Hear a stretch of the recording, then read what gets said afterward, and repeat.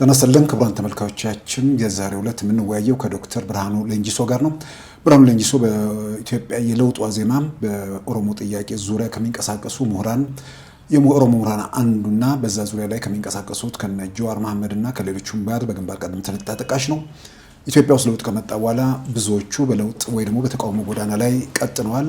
ዶክተር ብርሃኑ ሌንጂሶ ደግሞ ወደ ኢትዮጵያ ለውጥ እንቅስቃሴ ውስጥ ገብቶ በተለያየ ኃላፊነት እስከ ሚኒስትር ዴታነት አገልግሏል። ምናልባትም ቀደም ሲል ከለውጡ በፊት የነበራቸው ጥያቄና በለውጡ የተመለሱ መልሶች አሉ ወይ ጥያቄው አልተመለሰም በሚል በተቃውሞ ጎራ ውስጥ የቀጠሉ አሉ። እንደው ዶክተር ብርሃኑ ደግሞ ያሉት የኦሮሞ ሕዝብ ጥያቄ በሙሉም በከፊል ተመልሷል በሚል ደግሞ ለለውጡ የራሳቸውን አስተዋጽኦ ለማድረግ በሂደት ላይ እንዳሉ ይታወቃልና በአጠቃላይ የለውጡ ዋዜማም ሆነ በአጠቃላይ በኦሮሞ ጥያቄ እንዲሁም ኢትዮጵያ ውስጥ የመጣውን የለውጥ ሁኔታ በመነሻ ማድረግ ከዶክተር ብርሃኑ ሌንጂሶ ጋር ቆይታ እናደርጋለን። ተከታተሉን። ዶክተር ብርሃኑ በጣም ነው የማመሰግነው። እንግዲህ በመግቢያ ላይ እንደጠቀስኩት በለውጡ ዋዜማ በተለይ በኦኤምኤን ሚዲያ ላይ ጎልታችሁ የምትጠቀሱ ሰዎች ነበራችሁ። አገር ቤት ትግል እየተደረገ ነው፣ ወጣቶቹ ይታገላሉ። በኦሮሞ ምሁራን ደግሞ በሚዲያ ላይ ትልቅ ርብርብ ሲደረግ ነበርና ከዛ በኋላ ለውጥ ኢትዮጵያ ውስጥ መጣ። ሁሉም ወደ አገር ቤት ገባ። ከዛ በኋላ አንተና ጥቂቶች ስትቀሩ ሌሎች ደግሞ ተመልሰው ወጡ። አሁንም በተቃውሞ ቀጥለዋልና ጥያቄያችሁ ምን ነበር ያኔ? አመሰግናለሁ ሲሳይ። እውነት ነው እንግዲህ ረጅም ጊዜ በዚህ ሚዲያ አካባቢ ነበር። ሲነሳ የነበረው ጥያቄ በወቅቱ በርከት ያሉ ናቸው። ኦፍኮርስ ደግሞ ጥያቄ ከዛ በኋላ ይቀያየራል፣ የሚመለስም የሚጨመርም ይኖራል። ግን በወቅቱ በዋናነት ይነሱ የነበሩት በተለይ ደግሞ ከኦሮሞ ማህበረሰብ በሰፊ ይቀነቀኑ የነበሩ ጥያቄዎች ከማንነት ጋር የተገናኙ፣ ራስም በራስ ከማስተዳደር ጋር የተገናኙ፣ በተለይ ደግሞ ከመሬት ወረራ ጋር የተገናኙ ይሄ ድምጽ የሚያሰሙ የኦሮሞ ወጣቶችን ታጋዮችን የማፈን ነገር ግንባር ቀደም ከሚባሉ ጥያቄዎች ናቸው።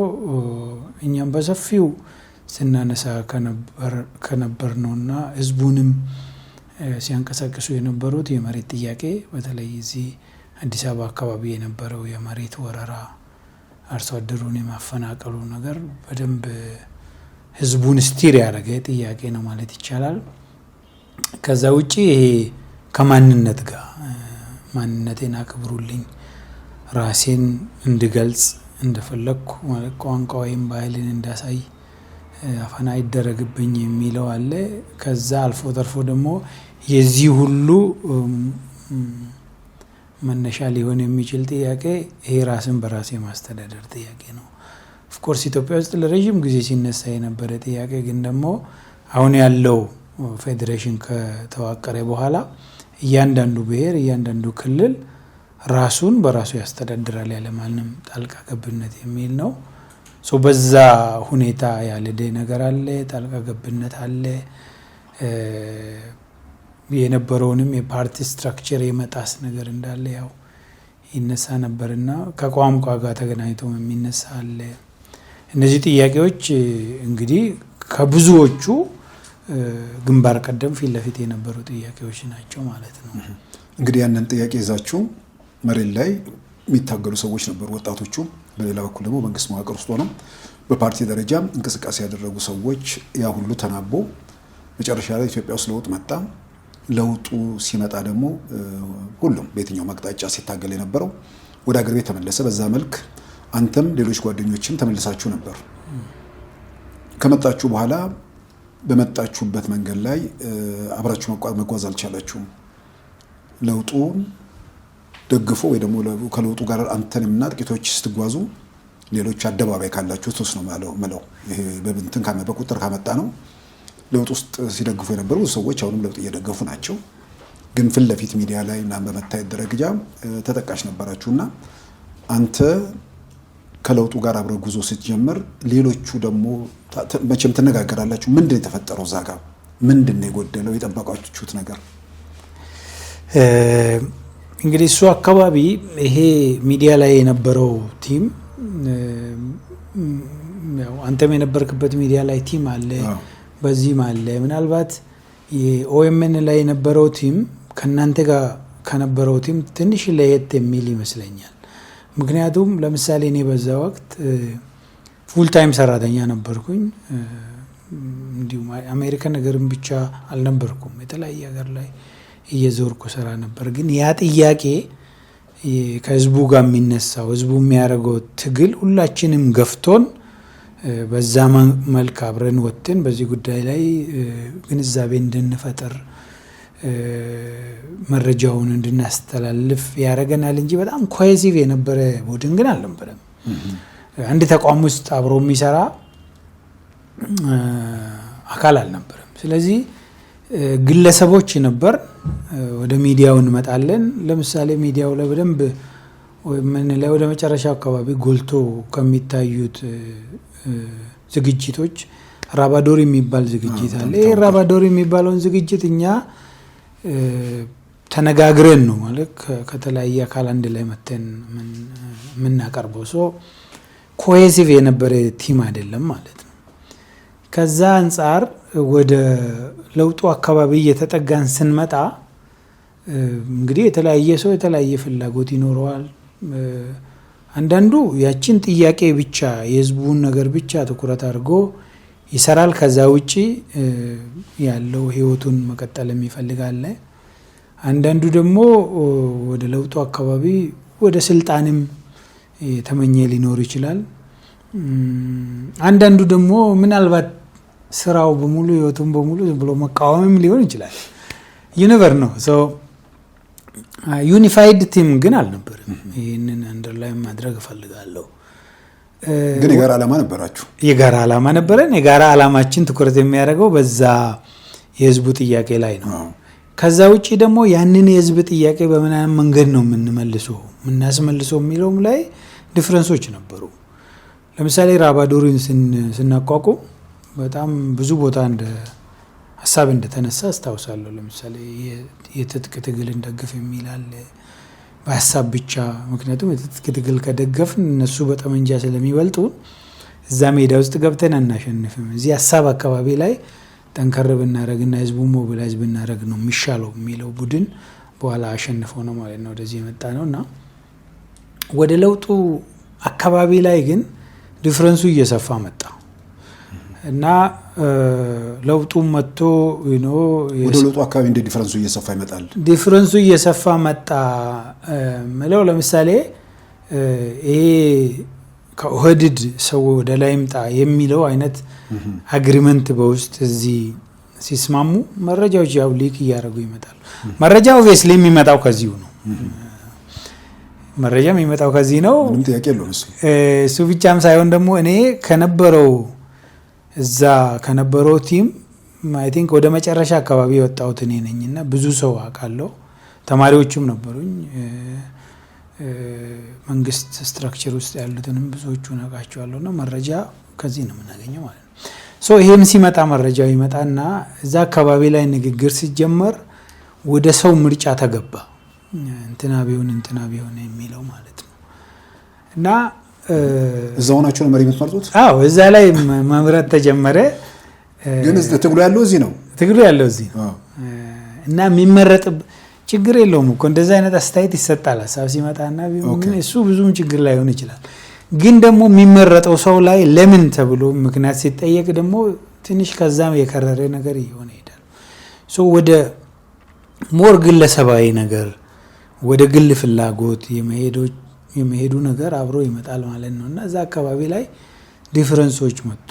የተለያየ ሰው ፈለገ ማለት ነው። እኔ ሆነስትሊ በዛ ወቅት ብዙም መፈልገው ሰውም የለኝም። እንደዛ አይነት መብትም አለኝ ብዬ ስለማላመን ከዛ በተጨማሪ ደግሞ በጣም በወቅቱ እኔ እንቀሳቀስ ስለነበረ እዚህ ኢንጌጅመንት ላይ ብዙም አልነበርኩም። በነበርኩበት ጊዜም ደግሞ አልተስማማው። መጨረሻ አካባቢ ለውጡ አካባቢ ነው ኬንያ መጣው። ናይሮቢ ነበርኩ ማለት ነው። ለስራ ሄደ ነው? አዎ ለስራ ሄጄ ያኔ የዓለም አቀፍ የእንስሳት ምርምር ተቋም ሰራ ነበርና ሄድ ኦፊሱ ናይሮቢ ነው። መጣ የተለያየ ሀገር ሄደ። መቀመጫ ዋሽንግተን ነው? አሜሪካ ነው? አሜሪካ ዋናው ሴንተር አሜሪካ አለ፣ ግን የዚህ ፓርቲኩላር ሴንተር ናይሮቢ ነው። እዚህ ነበር አዲስ አበባ ነበር፣ ወደ ናይሮቢ ሙቭ አድርጎ እዛ ነበርኩኝ። ብቻ እየሰፋ ሄደ ይሄ ልዩነት። እንትና ይሁን እንትና ይሁን እየተባለ ስም አልጠራም አሁን እና የሰዎች ምርጫ የኔንም ምርጫ እየገፋ መጣ። ምርጫው የሚገፋቸውን ሰዎች ዝም ብዬ ማጥናት፣ ለምን እንደሚገፉም መጠየቅ፣ ለምን እንደማይፈለጉም ሲጠይቅ ጥንካሬያቸው ነው እንደ ድክመታቸው የሚቀርበው። ለምሳሌ እንትና ስልጣን ይፈልጋል ይላል። እንዴ ስልጣን ልንሰጠው አይደለም እንደሚፈልግ ሰው ከተገኘ እንደው ለሱ ብንሰጥ የተሻለ አይሆንም ወይ? ያልተዘጋጀ ሰው ከምትሰጥ እንደዚህ አይነት ነገሮች ነበሩ። ኤኒዌይ ዞሮ ወደ መጨረሻ አይ ቲንክ የመጨረሻውን ኦኤምኤን ላይ የሰራሁት ሾው ጠቅላይ ሚኒስትሩ የተመረጡ ቀን ነው የመጨረሻው። ከዛ በኋላ ያው መበታተን ተከደ። እኔ ነበርኩ ያንን ዝግጅት የመራሁት እና በዛ ተለያየ ማለት ነው።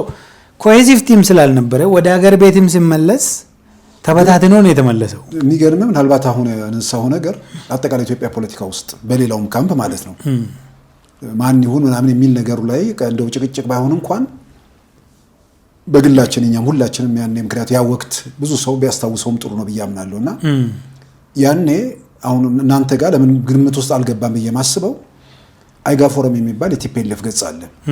በጣም ተከታታይ የሆነ ነገር ዶክተር አብይ ላይ ጽሁፍ ይወጣ ነበር። በግሌ ዶክተር አብይ የሚባል ሰው እዛ ጋር ነው አይጋን ያስተዋወቀ ማለት ይችላል። ይሄ ሰው ምን አይነት ሰው ቢሆን ነው በዚህ ደረጃ ዘመቻ የሚከፍቱበት የሚል ነገር ብዙዎቻችን ጋር መጣ። ምናልባት እዛ ውስጥ ያለውን ነገር ዘመቻ በዚህ ደረጃ ኢህአዴግ ውስጥ እያለ በዚህ ደረጃ ዘመቻ የሚከፍቱበት ምን አይነት ሰው ነው የሚል ብዙ ጋር ሰው ጋር ጥያቄ መጣና ቢያንስ ከሌላው ወገን የምትታገሉት አካል ጠቅላይ ሚኒስትሩን እንደ ግለሰብ በተለይ አታክ ሲያደርግ እንኳን ያ ነገር ግምት ውስጥ እንዴት አልገባም ብዬ ነው። እናንተ ስብስብ ውስጥ እንደዚህ አልተዋያችሁ? ያው ገብቷል፣ እየተረዳ አለ። ደግሞ ያንን ኮንሲደር ማድረግ ያልፈለገም ቡድን ነው አለ፣ ግልጽ አለ። ኦልሞስት 2 ቦታ ተከፈለ ማለት ነው። ያ ቡድን የመጨረሻ እንትኑን እንዳልከኝ እሳቸው የተመረጡለት የመጨረሻ ሾው ሰራን። ከዛ በኋላ መስራት አልቻላችሁ ወይ? በእርግጥ ከዛ በኋላ አገር ቤት ከገባ በኋላ ራማዶርን እዚህ መጥቼ እኔ ነበርኩ ያስጀመርኩት። ያው ነገሮች ትንሽ መልክ ከያዙ በኋላ ብዙም አልቀጠለም እንጂ ስንመለስ እኔ በጣም ቆይቶ ከመጡ ሰዎች አንዱ እኔ ነኝ። ቶሎ አልመጣሁም እኔ ምክንያቱም ስራዬ አይፈቅድም እንደዚህ አይነት ነገር። የመንግስታዊ የሆነ ነገር ላይ ያኔ እኔ መሳተፍ አልችልም ነበረ። እንደውም እንዳጋጣሚ ሆኖ መጨረሻ ላይ አይ ቲንክ ጠቅላይ ሚኒስትሩ ከልኡካን ቡድኑ ጋር ናይሮቢ መጥቶ እንዳጋጣሚ እዛ አግኝቻቸው ነበርና እኔ የምሰራበት መስሪያ ቤት በኢሜል ያለ ድርጅቱ ፍቃድ የኢትዮጵያ መንግስት ስላገኘ ሪፖርት አድርገህ ተብያለሁ። ቀላል አርጌ ግን የሰጠሁት መልስ ግን ጥሩ አልነበረ። ማለት የራሴ መንግስት ነው። እኔ ያው ቤዝ ካንትሪ አሜሪካ ነበር፣ ግን ዜግነቴ ኢትዮጵያዊ እንደሆነ ይታወቃልና እንደዛ መጠየቅ አልነበረብኝም ብዬ ይቅርታም ተጠይቄያለሁ። ከዛ በላይ ግን ኢንጌጅ ማድረግ አልችልም። እኔ ፖለቲካዊ የሆኑ ነገሮች ላይ ኢንጌጅ ማድረግ አልችልም። ለምሳሌ እዚህ ሀገር ላይ ይደረጉ የነበሩ ስብሰባዎች፣ የድርጅት ስብሰባ የኦህዴድ ጅማ ላይ የተደረገው ወደ ኦዲፒ የተቀየረበት ኢህአዴግ ሐዋሳ ላይ ያደረገውን ኦፍኮርስ ኢንቫይት አድርጎኛል፣ ግን እኔ መሳተፍ አልችልም ነበር። የስራ ባህሪ አይፈቅድም። ቆይቼ ነው የመጣሁት። ሌሎች ከገቡ በኋላ ነው የመጣሁት። ቆይቼ ስል መቼ መጣ? ለምሳሌ የመጀመሪያ የመጣሁት አይ ቲንክ ነሐሴ ውስጥ ነው። ኦኬ ለውጡ መጋቢት ነው። ለውጡ መጋቢት። ከዛ ነሐሴ ውስጥ ከናይሮቢ መጣሁ። ያው ሌሎቹ ገብተዋል ከዛ በፊት አይደለ። ነሐሴ መጨረሻ አካባቢ ወይ መስከረም አካባቢ መሰለኝ የመጣሁት። መጥቼ ትንሽ ቆይቼ ነው የተመለስኩት። ከዛ ከመምጣታችን በፊት ያለውን ልንገርህ።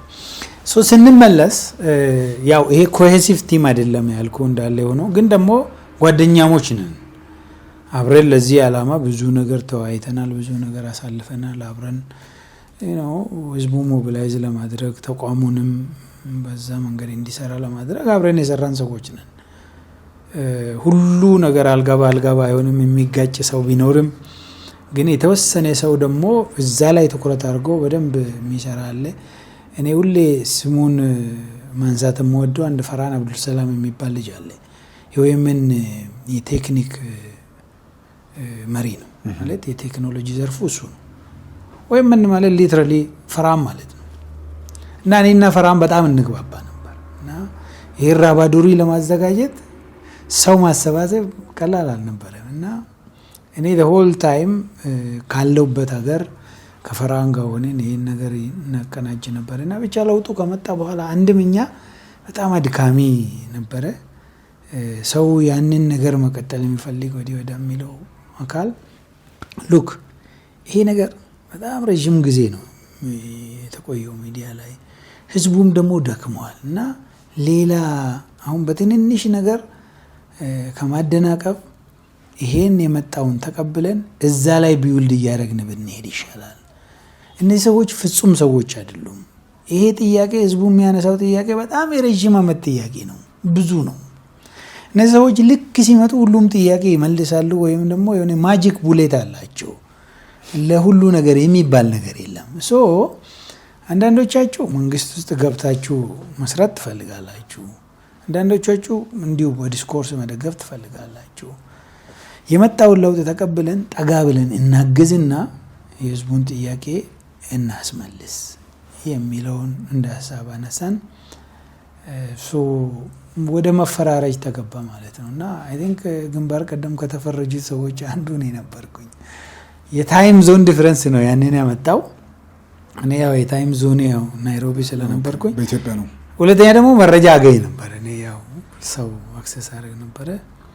በሱ ዲፈረንስ መጣ። ሰው ተበታትኖ መጣ ማለት ነው። ሰው ተበታትኖ ሲመጣ ያው መፈራረጁ ቀጠለ። እኔ ያው በራሴ መጣው። ብዙም እዚህ አልተገናኛችሁም? ተገናኝተናል። ከዛ በኋላም ተገናኝተናል፣ ተነጋግረን። ለማጥበብ አልሞከራችሁም? እዚህ በጣም ብዙ ነው የተሞከረው። ብዙ ተሞክሯል። ኦልሬዲ እንግዲህ አንዳንዱ ምንም ከሌ ማለት አያስፈልግም። ጠቅላይ ሚኒስትር አብይ ጠቅላይ ሚኒስትር መሆን የለበትም ብሎ ያመኑ ሰዎች በአደባባይ የሚቀሰቀሱ ሰዎች አሉ ነበሩ። ያልፏል። ከዛ በኋላ ደግሞ አስተካክሎ ጠቅላይ ሚኒስትሩ በቃ ይሄ ነው ያለን አማራጭ ይሄ ብቻ ነው ብሎ ደግሞ የተሻለ ደግሞ ደጋፊ የሚሆኑበት ጊዜ አለ። እንግዲህ ምናልባት በወቅቱ ወደ መንግስት አይገቡም ተብሎ ከሚገመቱት እኔም ጨምሮ ከምገምታቸው ሰዎች አንዱ እኔ ነኝ። በፍጹም እንደዛ አይነት ሀሳብ ኖሮኛ የስራ ባህሪም ዓለም አቀፍ ድርጅት ነው። በጣም ወዶ ነበር ስራውን። ተመራማሪ ሆኖ ይሄ አካዳሚክ ኢንስቲትዩሽን ውስጥ መኖር ነበር እኔ ድሪምና በኋላ ለውጡ ከመጣ በኋላ እንደዛ ቲሙ የሚያፍራጃይል እየሆነ ሲሄድ ከዚህ አካባቢ ከመንግስት አካባቢም ጥያቄዎች ቀረቡ። መጣችሁ ማገዝ አለባችሁ፣ ይሄን ነገር አንስታችኋል፣ ይሄን ነገር አብረን እዚህ ደርሷል፣ አሁን መጣችሁ ካላገዛችሁ ስትሉ የነበረው ማን ነው የሚያስመልሰው የሚለው ኮንክሪት ጥያቄዎች መጡ ማለት ነውና ከዛ እንግዲህ እኔ 2020 ያንን ስራዬን ጨርሼ ኤግዚት አድርጌ ወደ ሀገር ቤት ተመለስኩ ማለት ነውና በዚህ መንገድ ነው የታገልነው። እንደዚህ አይነት የህዝብ ጥያቄዎች በወቅቱ የነበሩ ወደፊት ሊመጡ የሚችሉ ምናልባት ሌሎች በጣም ብዙ ሊኖሩ ይችላሉ። ዩኒቨር ነውና እናግዝ። እዚህ መጣችሁና እንግዲህ ያው ጥያቄያችሁ እስካሁን ድረስ በመታነሳው ብርሃኑ ይሄን ነገር ማነሳው ለምንድን ነው? ዝም ብሎ የሚንከባለሉ ነገሮች ስላሉ ሰውም በተወሰነ ደረጃ ምንድነው የተፈጠረው የሚለውን ይሄ ደግሞ በእናንተ ካምፕ ብቻ አይደለም፣ በሌላውም ካምፕ ነው። እኛም ባለንበት ካምፕ ተመሳሳይ ነገር ነበር።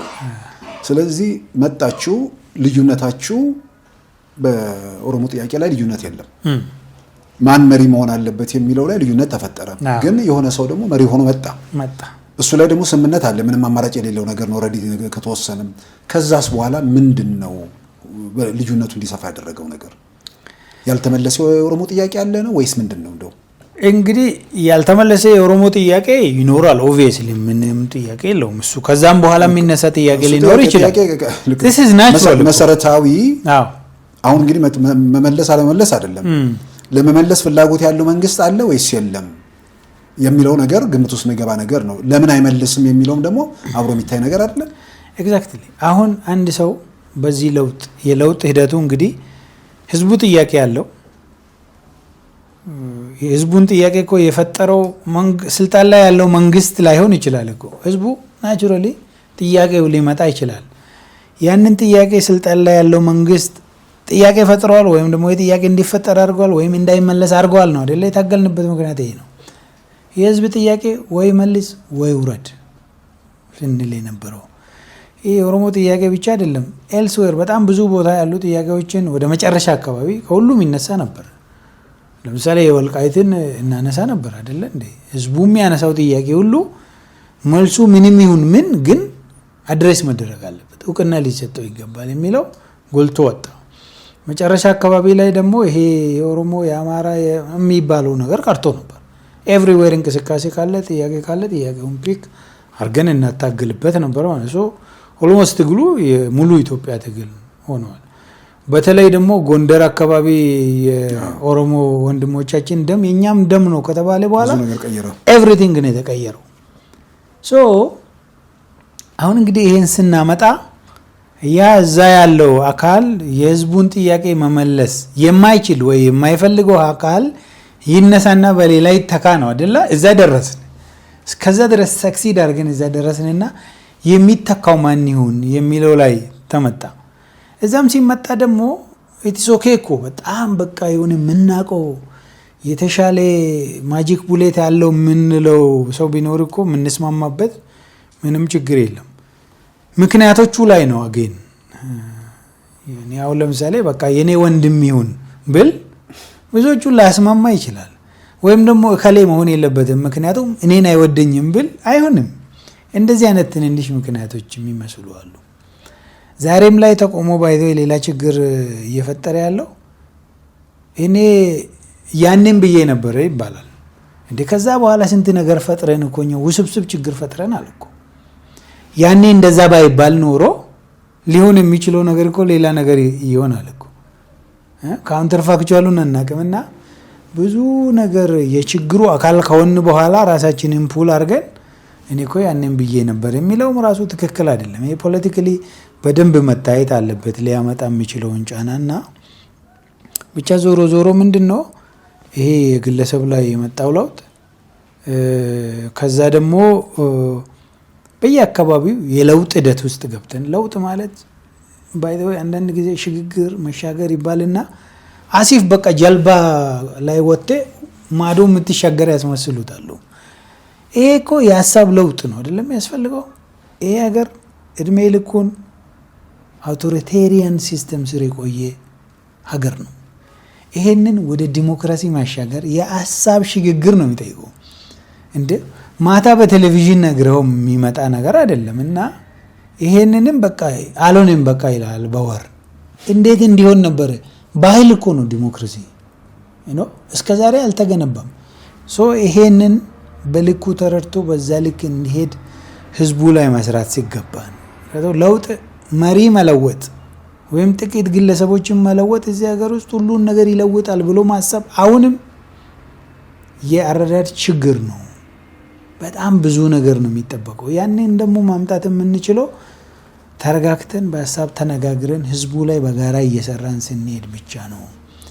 ሶ ይሄንን እየተረዱ እያወቁ ብሎ ብቻ ጥላሸት ለመቀባት የተደረጉ ነገሮች በጣም ብዙ ነገር አወሳስበዋል። የለውጥ ሂደቱም ራሱ ለውጥ እንደዚህ አይነት ነገር ውስጥ በጣም ኮምፕሊኬትድ ነው። እኛ ደግሞ ሞር ኮምፕሊኬት አደረግ ነው ማለት ነው። እና ጠቅላይ ሚኒስትሩ ፓርላማ ከመጠን በላይ ኢትዮጵያ በሚለው ነገር በዛ በኦሮሞ ብሔርተኞች ካምፕ ደስተኝነት አልነበረም የሚል ነገር ደግሞ አለ። ወደ አህዳዊ ያዘነብላል ያለውን የፌደራል ስርዓት ወይ ደግሞ የብሔር ብሔረሰብ ስርዓት የሚባለው ላይ ጥያቄ አስነስቷል የሚል ጥያቄዎች አብሮ አንዳንዴ ሲነሳ ስለነበር ምናልባት እነዛም ችግሩን በማብዛት ወይ ደግሞ ችግሩን በማወሳሰብ ረገድ ሚና አላቸው ወይ? በአደባባይ እናንተ ጋር እንዲህ ክርክር ነበር በዛ ጉዳይ? የግል ምልከታ ይኖራል፣ እንደዛ የሚያየው ይኖራል። ግን አይ ቲንክ ጠቅላይ ሚኒስትሩ ወደ ስልጣን ከመጡ ጊዜ ጀምሮ በጣም ማለት እኔ እስከዛሬም ድረስ ፓርላማ ላይ ያደረጉት ንግግር it was an amazing speech። ምክንያቱም ለኢትዮጵያዊ ነው ያደረጉት እንጂ ለኦሮሞ ብቻ ወይ ለአማራ ብቻ አይደለም፣ ወይ ለሆነ ቡድን ብቻ አይደለም፣ ለኢትዮጵያ ነው ያደረጉትና ኢትዮጵያ ውስጥ ደግሞ ይሄ ሁሉ ምልከታ አለ አይደለም። ሶ እንደዛ ያነሳ አካል አለ። ግን እንደ ኢትዮጵያ ጠቅላይ ሚኒስትር ያ ንግግር ትክክለኛና የሚመጥን ንግግር ነው ብዬ ነው አሁንም የማምነው። ኦፍ ኮርስ ከንግግር በላይ ነበር እሱ ለኔ። አይ ለምንድን ነው አጠቃላይ እንትኑ ሰው ላይ ስዕሉ እንዲመጣ ስለምፈልግ ነው። አቶ ሌንጮ ከአንድ ወቅት ከቤቲ ጋር ይመስለኛል ቃለ ምልልስ ሲያደርጉ ለጠቅላይ ሚኒስትሩ ከሌላው ወገን ከአንድነቱ ወገን በተለይ ደግሞ ከአማራው ወገን የተሰጠው ድጋፍ የኦሮሞ ብሔርተኞች አካባቢ ጥርጣሬ ይፈጥራል። ለምንድን ነው ሲሳይ እሱ የሚሆነው? ኢትዮጵያ ውስጥ ይሄ የፖለቲካ ክፋዩ አለ አይደለ? ይሄ ቡድን የደገፈውን ይሄ የመቃወም አንዳንዴ እኮ ሐሳብም የሚጠፋው እኮ ሐሳብ ይሆናል እኮ እንትና ያለውን ነገር ብቻ መቃወም ፖለቲካ ታደርገዋለህ ይባላል። አንዳንዴ ነቀልድ መሆን እነዛ የደገፉት ችግር አለው አይነት ነገር። ሶ ሁለተኛ ደግሞ ጠቅላይ ሚኒስትሩ እኮ አህዳዊ ራሱ ቢሆኑ ማለት ነው በአስተሳሰብ እንደዚህ ማድረግ እኮ እንደዚህ ማመን መቻል አለብን። በተግባር የኔን ጥያቄ በህግ መመለሱ ላይ ነው እንጂ የኔ ትኩረት መሆን ያለበት ምልከታው ላይ እንደኔ አስብ እንደኔ ተናገር የሚለው ነገር አይ ቲንክ አሁንም ቢሆን መቅረት አለበት። ሰዎች የፈለጉትን አቋም ሐሳብ የመያዝ መብት አላቸው። የኔን መብት ግን መንካት የለባቸውም። ወይም ደግሞ ለኔ መደረግ ያለበትን ግን በህጉ መሰረት ማድረግ ላይ ነው እንጂ እኔ ንግግሩ ውስጥ ያን አይል አህዳዊ የሚያስመስል ነገርም አለ ብዬ አላምንም። በጣም ባላንስድ በወቅቱ የነበረውን ሁኔታ የተረዳ እና ኢትዮጵያኖች ከነበሩበት የመከፋፈል ስሜት ወጥቶ በጋራ አስፓየር እንዲያረጉ ያደረገ ንግግር ነው ብዬ ነው የማምነው። እንደ ሀገርም ደግሞ የምንፈልገው ነገር ነው። ልዩነታችን እንዳለ ሆኖ ግን ደግሞ በጋራ ቆመን ችግሮቻችን መፍታት ላይ ትኩረት እንድናደርግ ያደረገ ንግግር ነው ብዬ አምናለሁ። ግን ደግሞ እንደፈለገ ቢሆን የኦሮሞ ብሔርተኛ ንግግርም አድርገው እኮ ላይቀበለው ይችላሉ። አንዳንዴ እንደዛ አይነት ነገር አለና አሁን እንግዲህ አንተ እዚህ መጥተህ ሌሎቹም መጡ። እንግዲህ ምናልባት ከእናንተ ቡድን ውስጥ ፕሮፌሰር ስኬል መጥቷል፣ ጀዋር መጥቷል፣ አንተ መጥተሃል፣ ኢታና መጥቷል። እርግጠኛ አይደለሁም። ኢታናም አልመጣም፣ ጸጋይም አልመጣም። ግን እነሱ በዛው ባሉበት አወል መጥቷል። ዶክተር አወል መጥቷል። ልክ ነው፣ እሱ መጥቷል አስታውሳለሁ። እንግዲህ እዛው ውስጥ ካሉት ቢያንስ አሁን ፊት ለፊት ከሚታዩት አንተና ጀዋር አገር ቤት ቆያችሁ አይደለ? ግን ስትቆዩ ጀዋር በተቃውሞ ነው የቀጠለው። አንተ ደግሞ ተቃውሞ ውስጥ አልነበርክም እና ምናልባት ከጀዋርም ጋር አውርታችኋል ወይ? ውጭ ካሉትም ጋር ተነጋግራችኋል ወይ? አሁን በነበርንበት ሁኔታ በተለይም ለውጡ ሲመጣ በጣም ከባድ ሁኔታዎች ነበሩ። የሰዎች መፈናቀል ነበር በየቦታው፣ ጥያቄዎች ከዚህም ከዚያም የሚነሱ ነገሮች ነበሩና በዛን ወቅት ጠቅላይ ሚኒስትሩ አሁን እንግዲህ ግሩፕን ቡድኖች ወይ ደግሞ ካንተ ጋር ያሉትን በዛን ወቅት ጠቅላይ ሚኒስትሩ ይሄን ማድረግ ሲገባቸው አላደረጉም የሚሉት ነገር አለ። በተለይ መጀመሪያ እንዳይመረጡ የሚፈልጉ ሰዎች አሉ፣ ተመረጡ። ግን እዛ ጋር ከተደረሰ በኋላ ያኔ በነበረው ሁኔታ ውስጥ ጠቅላይ ሚኒስትሩ ይሄን ቢያደርጉ ኖሮ እንዲህ አይነት ቀውስ ውስጥ አንገባም ወይ ደግሞ ይሄ ነገር ቢደረግ የሚል የሚያነሱት ነገር ነበር ያኔ ምናልባት በውይይቶቻችሁ መሃል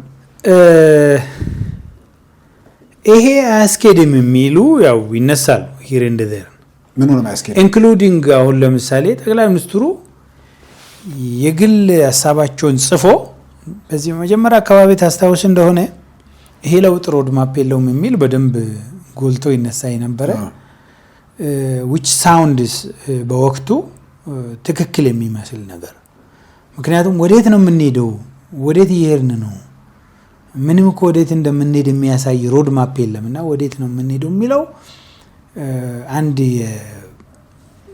እንደ ኮንሰርን ይነሳ የነበረ ነገር ነው ማለት ነው።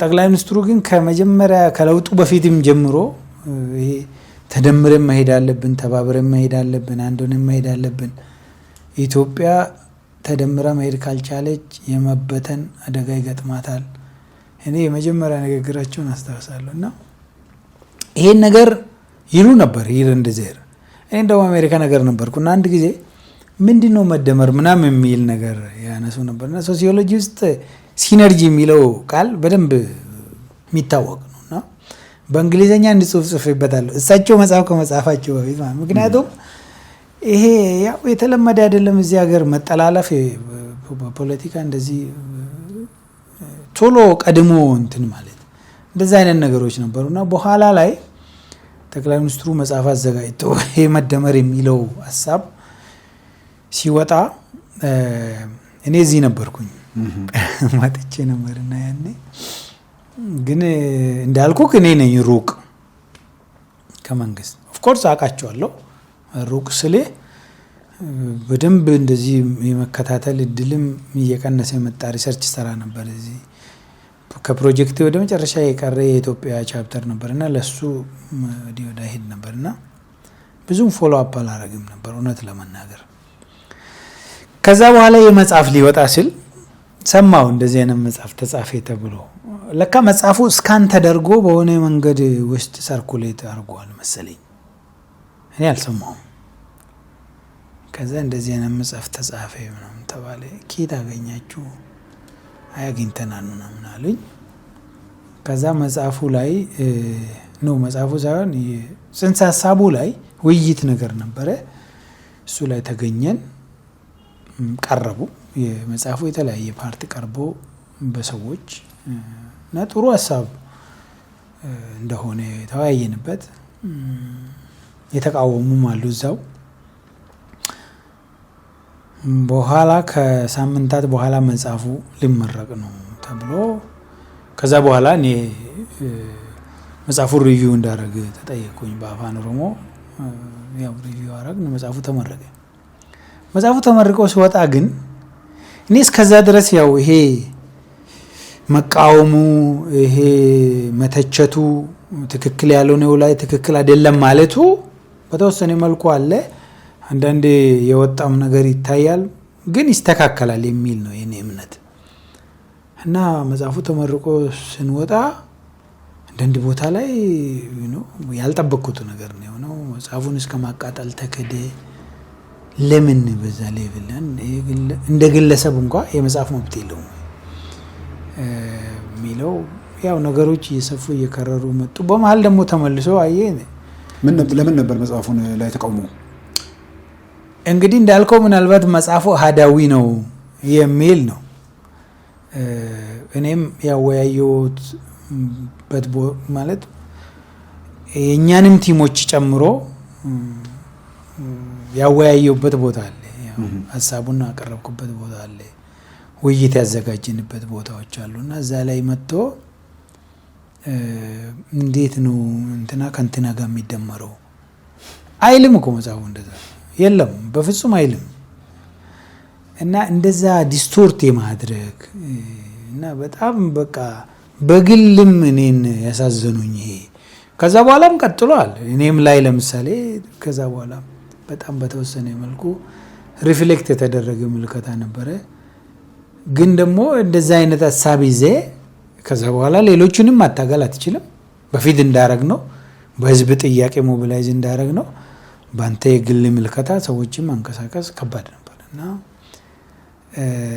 ዞሮ ዞሮ ምንድነው የፈለግነው ለውጥ ነበረ የህዝብ ጥያቄ አለ ህዝቡ ተጨቁኛለሁ ብሏል ተጎድቻለሁ ብሏል ወይ ጥያቄው መልስ ወይ ልቀቅ ነው ለቀቁ ወይም ተገፍቶ ወጡ ከዛ የሆነ አካል መምጣት አለበት አይደለ ያ የሚመጣው አካል ላይ ያው እኔ እስካልመጣው ድረስ ለውጥ የለም የሚል አይነት ከሆነ የፖዚሽን ግልጽ ነው የሚሆነውና እንደዛ አይነት ነገሮች አሉ። ከዛም በኋላ ደግሞ ኦኬ የሆነ አካል እዛው ሄደዋል አካሄዶች ላይ ያስተካከልን አብረን በተቻለን መጠን ኮንትሪቢዩት እያደረግን ብንሄድ በሚል የተወሰኑ ሰዎች ገባን። እኔ ብቻ አይደለም በርግጥ አሉ ባይተው ነገሳው ዶዱቤ መጥቶ ነበር። ነገሳው አሁንም ከለውጡ ደጋፊ ነው አይደል? እስከማ የፍትህ ቢሮ ምክትል ኃላፊ ሆኖ ነበር የኦሮሚያ በሌላ ምክንያት አይ ቲንክ በቤተሰብ ምክንያት ነው እሱም ለቆ ሄደው። እሱ ብቻ አይደለም ያው ያለው የፖለቲካ ክላይሜት ውስን ካላረክ እንትን ያደርጋል አይደለም ፑል ያደርጋል። ብዙ ሰዎች እንደዛ ገብቶ ይወጣሉ። መግባት ፈልጎ ደግሞ እንዳጋጣሚም ያልተሳካላቸው አሉ። እንግዲህ ምናልባት ከሁሉም አቅጣጫ የምናየው እንግዲህ ለውጥ ሲሆን ብዙ ቦታ አለ የሚል ድምዳሜ ነበር ልበል። አንዳንዴ በተለይ በሌላውም ጎራ ያለውን ነገር ሳይ ብዙ ሰው ተስፋ አደረገ። ተስፋ ያደረገው ምን ነው? ኢትዮጵያ መለወጧን፣ ኢትዮጵያ ውስጥ አዲስ ስርዓት መምጣቱ ነው ወይስ ለውጥ ሲመጣ ከለውጡ ጋር ክፍተት ስላለ ቦታ አገኛለሁ የሚል ነገር ነው ወይ? ምናልባት ይሄ በደንብ መጠናት ያለበት ነው። በዛ ስሜት የሚንቀሳቀሱ ሰዎች እንዳሉ በግሌም በደንብ ያየሁት ያረጋገጥኩት ስለሆነ ነውና እዛ እናንተ ጎራም እንግዲህ እስካሁን ያለውን ነገር አነሳ። ምንድነው አሁን ጠቅላይ ሚኒስትሩ እንዳይመጡ የሚፈልጉ ክፍል ነበር። አሁን መጡ። ከመጡ በኋላ ቢያንስ ያው የቀሪ 2 ነው 3 አመት ነበር። ያን ዘመን መጨረስ ነበረባቸው። ያን ዘመን እንዲጨርሱ እንኳን መፍቀድ አይታይም ነበርና እንዲነሱ በተለያየ መንገድ ደግሞ እንቅስቃሴ እንደነበር ሰምተናል። ያው አንድ የሆነ መድረክ ነበር ከእሳቸውን ከኦህዴድ ሊቀመንበርነት ማንሳትና አቶ ለማን ወደ ፕራይም ሚኒስተርነት ለመውሰድ እሱ ራሱ ይቻል ነበር ወይ? ክልል ምክር ቤት ተመራጭ አልነበሩም ወይ? እንዲህ ነገሮች ሁሉ ነበሩና አይ ቲንክ እሱ በኋላ ይመስለኛል። ያው እንዳልኩክ በወቅቱ እኔ ቅርብ አልነበርኩም ያልኩ ለዛ ነው። ለምሳሌ እሱ መድረክ የኦሮሞ ፖለቲካ ድርጅቶች ጋር የተደረገው ነው አይደል? አንድ ላይ በጋራ የጋራ ምክር ቤት አይነት ነገር ነው። ፓርቲዎች ናቸው የተወከሉበት እና የፓርቲው ሊቀመንበር ኦህዴድ መንግስት ውስጥ ስላለ ወይም ደግሞ ገዢ ፓርቲ ስለሆነ ያንን ስብስብ የጋራ ምክር ቤቱን እንዲመራ ነው የተባለው። ቴክኒካሊ የፓርቲው ሊቀመንበር የነበሩት ያኔ ጠቅላይ ሚኒስትሩ ናቸው። ግን ይሳተፉ የነበሩት ቡለማ ስለነበሩ እሳቸውን እንዲሰበስቡ አረጉ መሰለኝ። ብቻ በኋላ ጠቅላይ ሚኒስትሩ መጥተው የፓርቲው ሊቀመንበር እኔ ነኝ ብሎ ቼር እንዳረጉ ነው የሰማሁት። ላይ ተላልፏል በቅርብ አላውቅምና አንድ ነገር ግን እኔ አይ ቲንክ ካነሳው ነገርና ሪአክት ላደርግበት የፈለኩት አንድ ጽፌበታለሁ። አይ ቲንክ የለውጥ አረዳድ ችግር አለ ኢትዮጵያ ውስጥ። ለውጥን የምንረዳበት መንገድ በጣም ፍሎድ ነው። በኋላ ነው እኔ የገባኝ። አሁን ለምሳሌ አንተ ረጅም ጊዜ ከኛ በፊት ያው እሳት ላይ ረጅም ጊዜ ሰርታል። ስንሰራ ዋናው ትኩረታችን ስልጣን ላይ ያለውን ቡድን ከዛም ውስጥ ነጥለን በሚያመች መንገድ እነሱ ላይ መስራት ነው። እንደዛ ሰርተን ለውጥ ይመጣል ነው አይደለም? ለውጥ ራሱ ምንድነው? ከዛ በኋላ ምን ይሆናል የሚለውን አስበን እናውቅ። አሁን አንድ በጣም እኔ በወቅቱ ሚዲያ ላይ የነበርን ጊዜ በተደጋጋሚ እሳት ላይም ወይምን ላይም ሌሎችም ሚዲያ ላይ እኔ የርኩ ሰራ የነበረው በዚህ ይሄ የማህበረሰብ እንቅስቃሴ ሶሻል ሙቭመንትን የምንለካበት ደረጃዎችን የተከተል አትሊስት ሴንሰብል በሚመስል መንገድ እንተነትን ነበር። ወደ ለውጡ የሚሄደውን ጉዞ ነው ሰዎቹ እስኪለወጡ ድረስ ያለው ነገር ላይ ነው ትኩረት ያደረግነው። ከዛ በኋላ ለውጡ ሲመጣ ወይ ሊመጣ ማግስት ላይ ተወናበድን። because የሚቀጥለውን አናውቅም።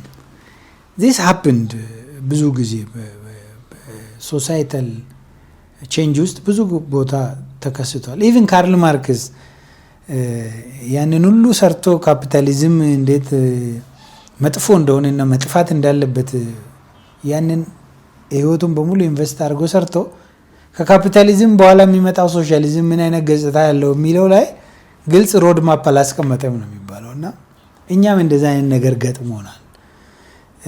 የሆነ ሰው መለወጥ ሲንደርስ ማን ነው የሚተካው የሚለውን አንደኛ ከዛ በፊት የታሰበ ነገር የለም። ሲመጣ ደግሞ ወደ መከፋፈል የተከደ ከዛ በኋላ ደግሞ ለውጡ ላይ እንዴት ነው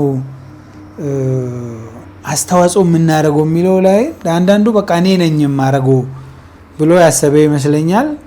ወይም ደግሞ እኔ ከሌለው እንትና ይሆናል የሚለው ላይ ትረስት የማጣት ነገር አለ።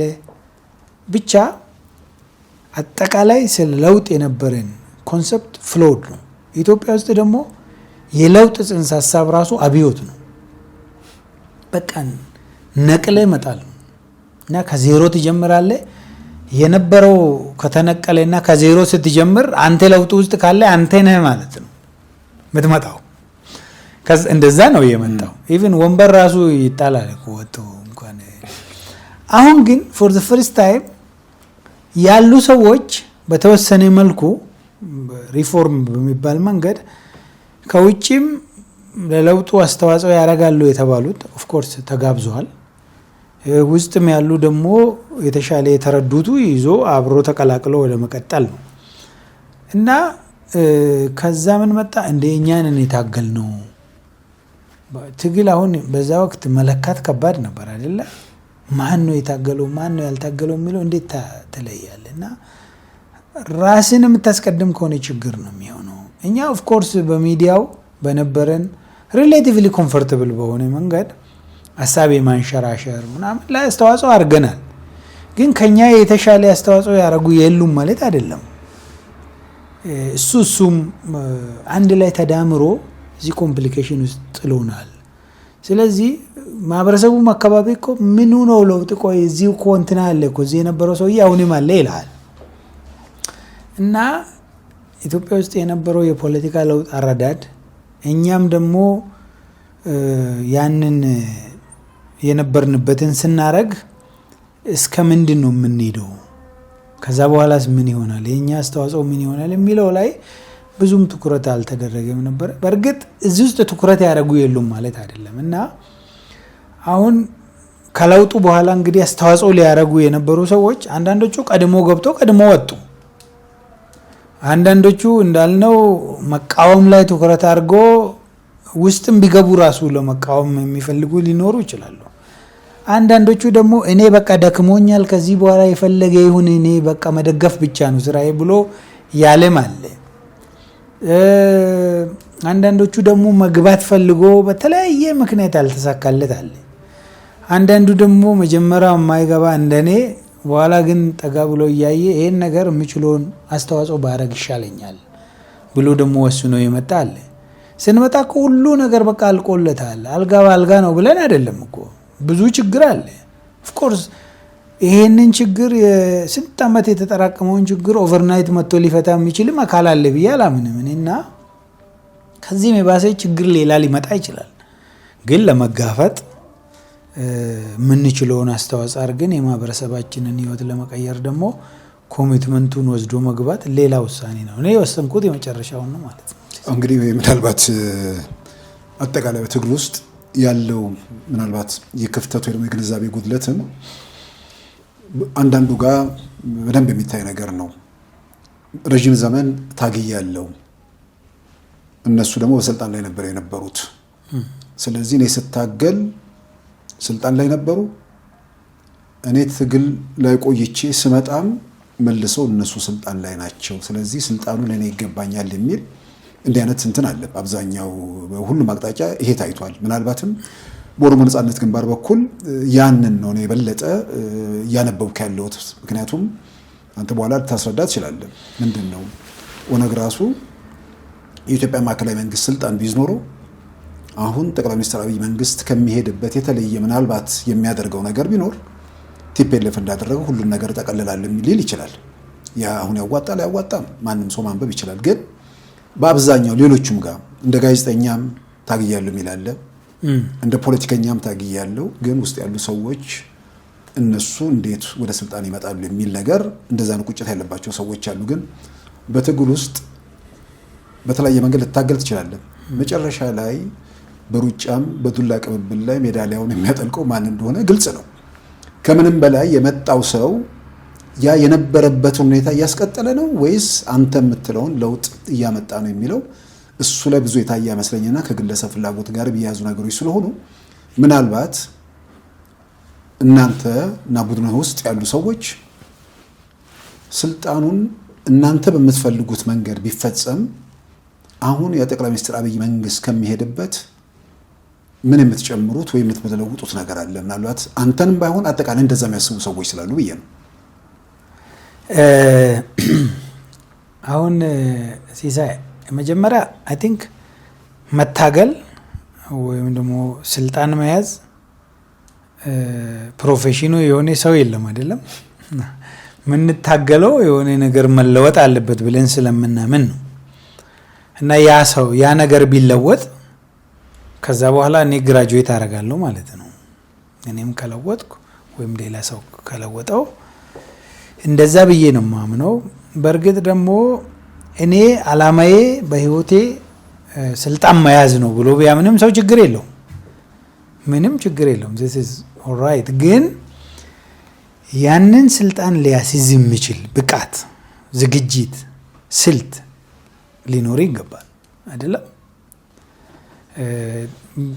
ለምሳሌ ሆነ እንዳልኩ እንደ ፕሮፌሽን አንድ ሰው ተምሮ በጠቅላይ ሚኒስትርነት ከዩኒቨርሲቲ ቢመረቅ ሄዶ አቅርቦ አንድ ሰው ይሆናል ማለት ነው አይደል? ከዩኒቨርሲቲ ተመርቀው እኔ ጠቅላይ ሚኒስትር ነኝ ብሎ ፖዚሽኑ ላይ ወይ ይቀጠራል ወይ አሳይን ይደረጋል። እንደዛ የሚባል ነገር የለም። so it's open የሆነው ነገር ላይ ደግሞ ሰው እንዳልኩ ስትራቴጂ አውጥቶ የሚያስፈልገውን ነገር አሟልቶ እዛ ቦታ የሚደርስበት መንገድ ማመቻቸት አለበት። ትግል ለምሳሌ የትጥቅ ትግል አንዱ መንገድ ነው የተለመደ እዚህ ሀገር ውስጥ። እሱም ራሱ ደግሞ ኢፌክቲቭሊ ታግለ አሸንፈ መድረስ አለበት። ያ ካልሆነ ረጅም ዓመት ስለታገልክ ብሎ አይሰጥም። because በጣም ፕሪሺየስ ቦታ ነው። በጣም አንድ ሰው ነው የሚፈልገውና የኦሮሞ ነጻነት ግንባር በኦሮሞ ህዝብ ትግል ውስጥ ያለው ቦታ ባይተው በጣም በጣም ትልቅ ቦታ ነው፣ የተከበረ ቦታ ነው። ከኦሮሞ ጥያቄ አንፃር ሲታይ የኦሮሞን የነጻነት ትግል ወይም ደግሞ የኦሮሞን ራስን በራስ የማስተዳደር መብትን ለማረጋገጥ የኦሮሞ ነጻነት ግንባር የነበረው አስተዋጽኦ ወይም ያለው አስተዋጽኦ በጣም በጣም ጉልህ ነው። ግን ኦሮሞ ነጻነት ግንባር ግለሰቦች አይደሉም። በጣም ረጅም መንገድ የመጣ ነው። የመጫነቱ ለማለ የኦሮሞ አርቲስቶች ያደረጉት በጣም የብዙ ነገር ድምር ውጤት ነው። ያ ሁሉም የኦሮሞ ህዝብ ለዛ በጣም ትልቅ ክብር አለው። ዘመኑ በሚፈቅደው መንገድም ደግሞ የኦሮሞ ነጻነት ግንባር በሰላማዊ መንገድ ተወዳድሮ በህዝቡ ተመርጦ አሁንም ስልጣን ቢይዝ የኦሮሞ ህዝብ ምንም ችግር የለበትም፣ እኔን ጨምሮ። እሱ አይደለም ዋናው ነገር። ይሄ ምናልባት አንዳንዴ ያ ሴንቲሜንት ይመጣል። እኔ ነኝ ታገልኩ፣ እኔ ነኝ እኮ ያመጣው፣ እኔ ነኝ እኮ ለውጥ ያመጣው፣ እኔ ነኝ እኮ ወደ ስልጣን ያመጣው የሚለው ነገር እንደ ቀልድ ተለመደ።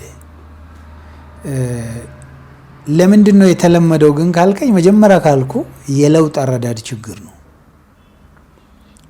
እኔ እናንተ ምናልባት ሚዲያ ላይ ስለነበርን በሚዲያ የሚታይ ነገር ስለሰራን ተደብቆ ስንት መስዋዕትነት የከፈለ ሰው አለ ወንድሜ። መረጃ ሹልኮ አንተ ጋር ለማድረስ እኮ የሚወስዱት እኮ ሪስክ አይደለም ሲሳይ። ከዛ አልፎስ ስንት ተሰዋ።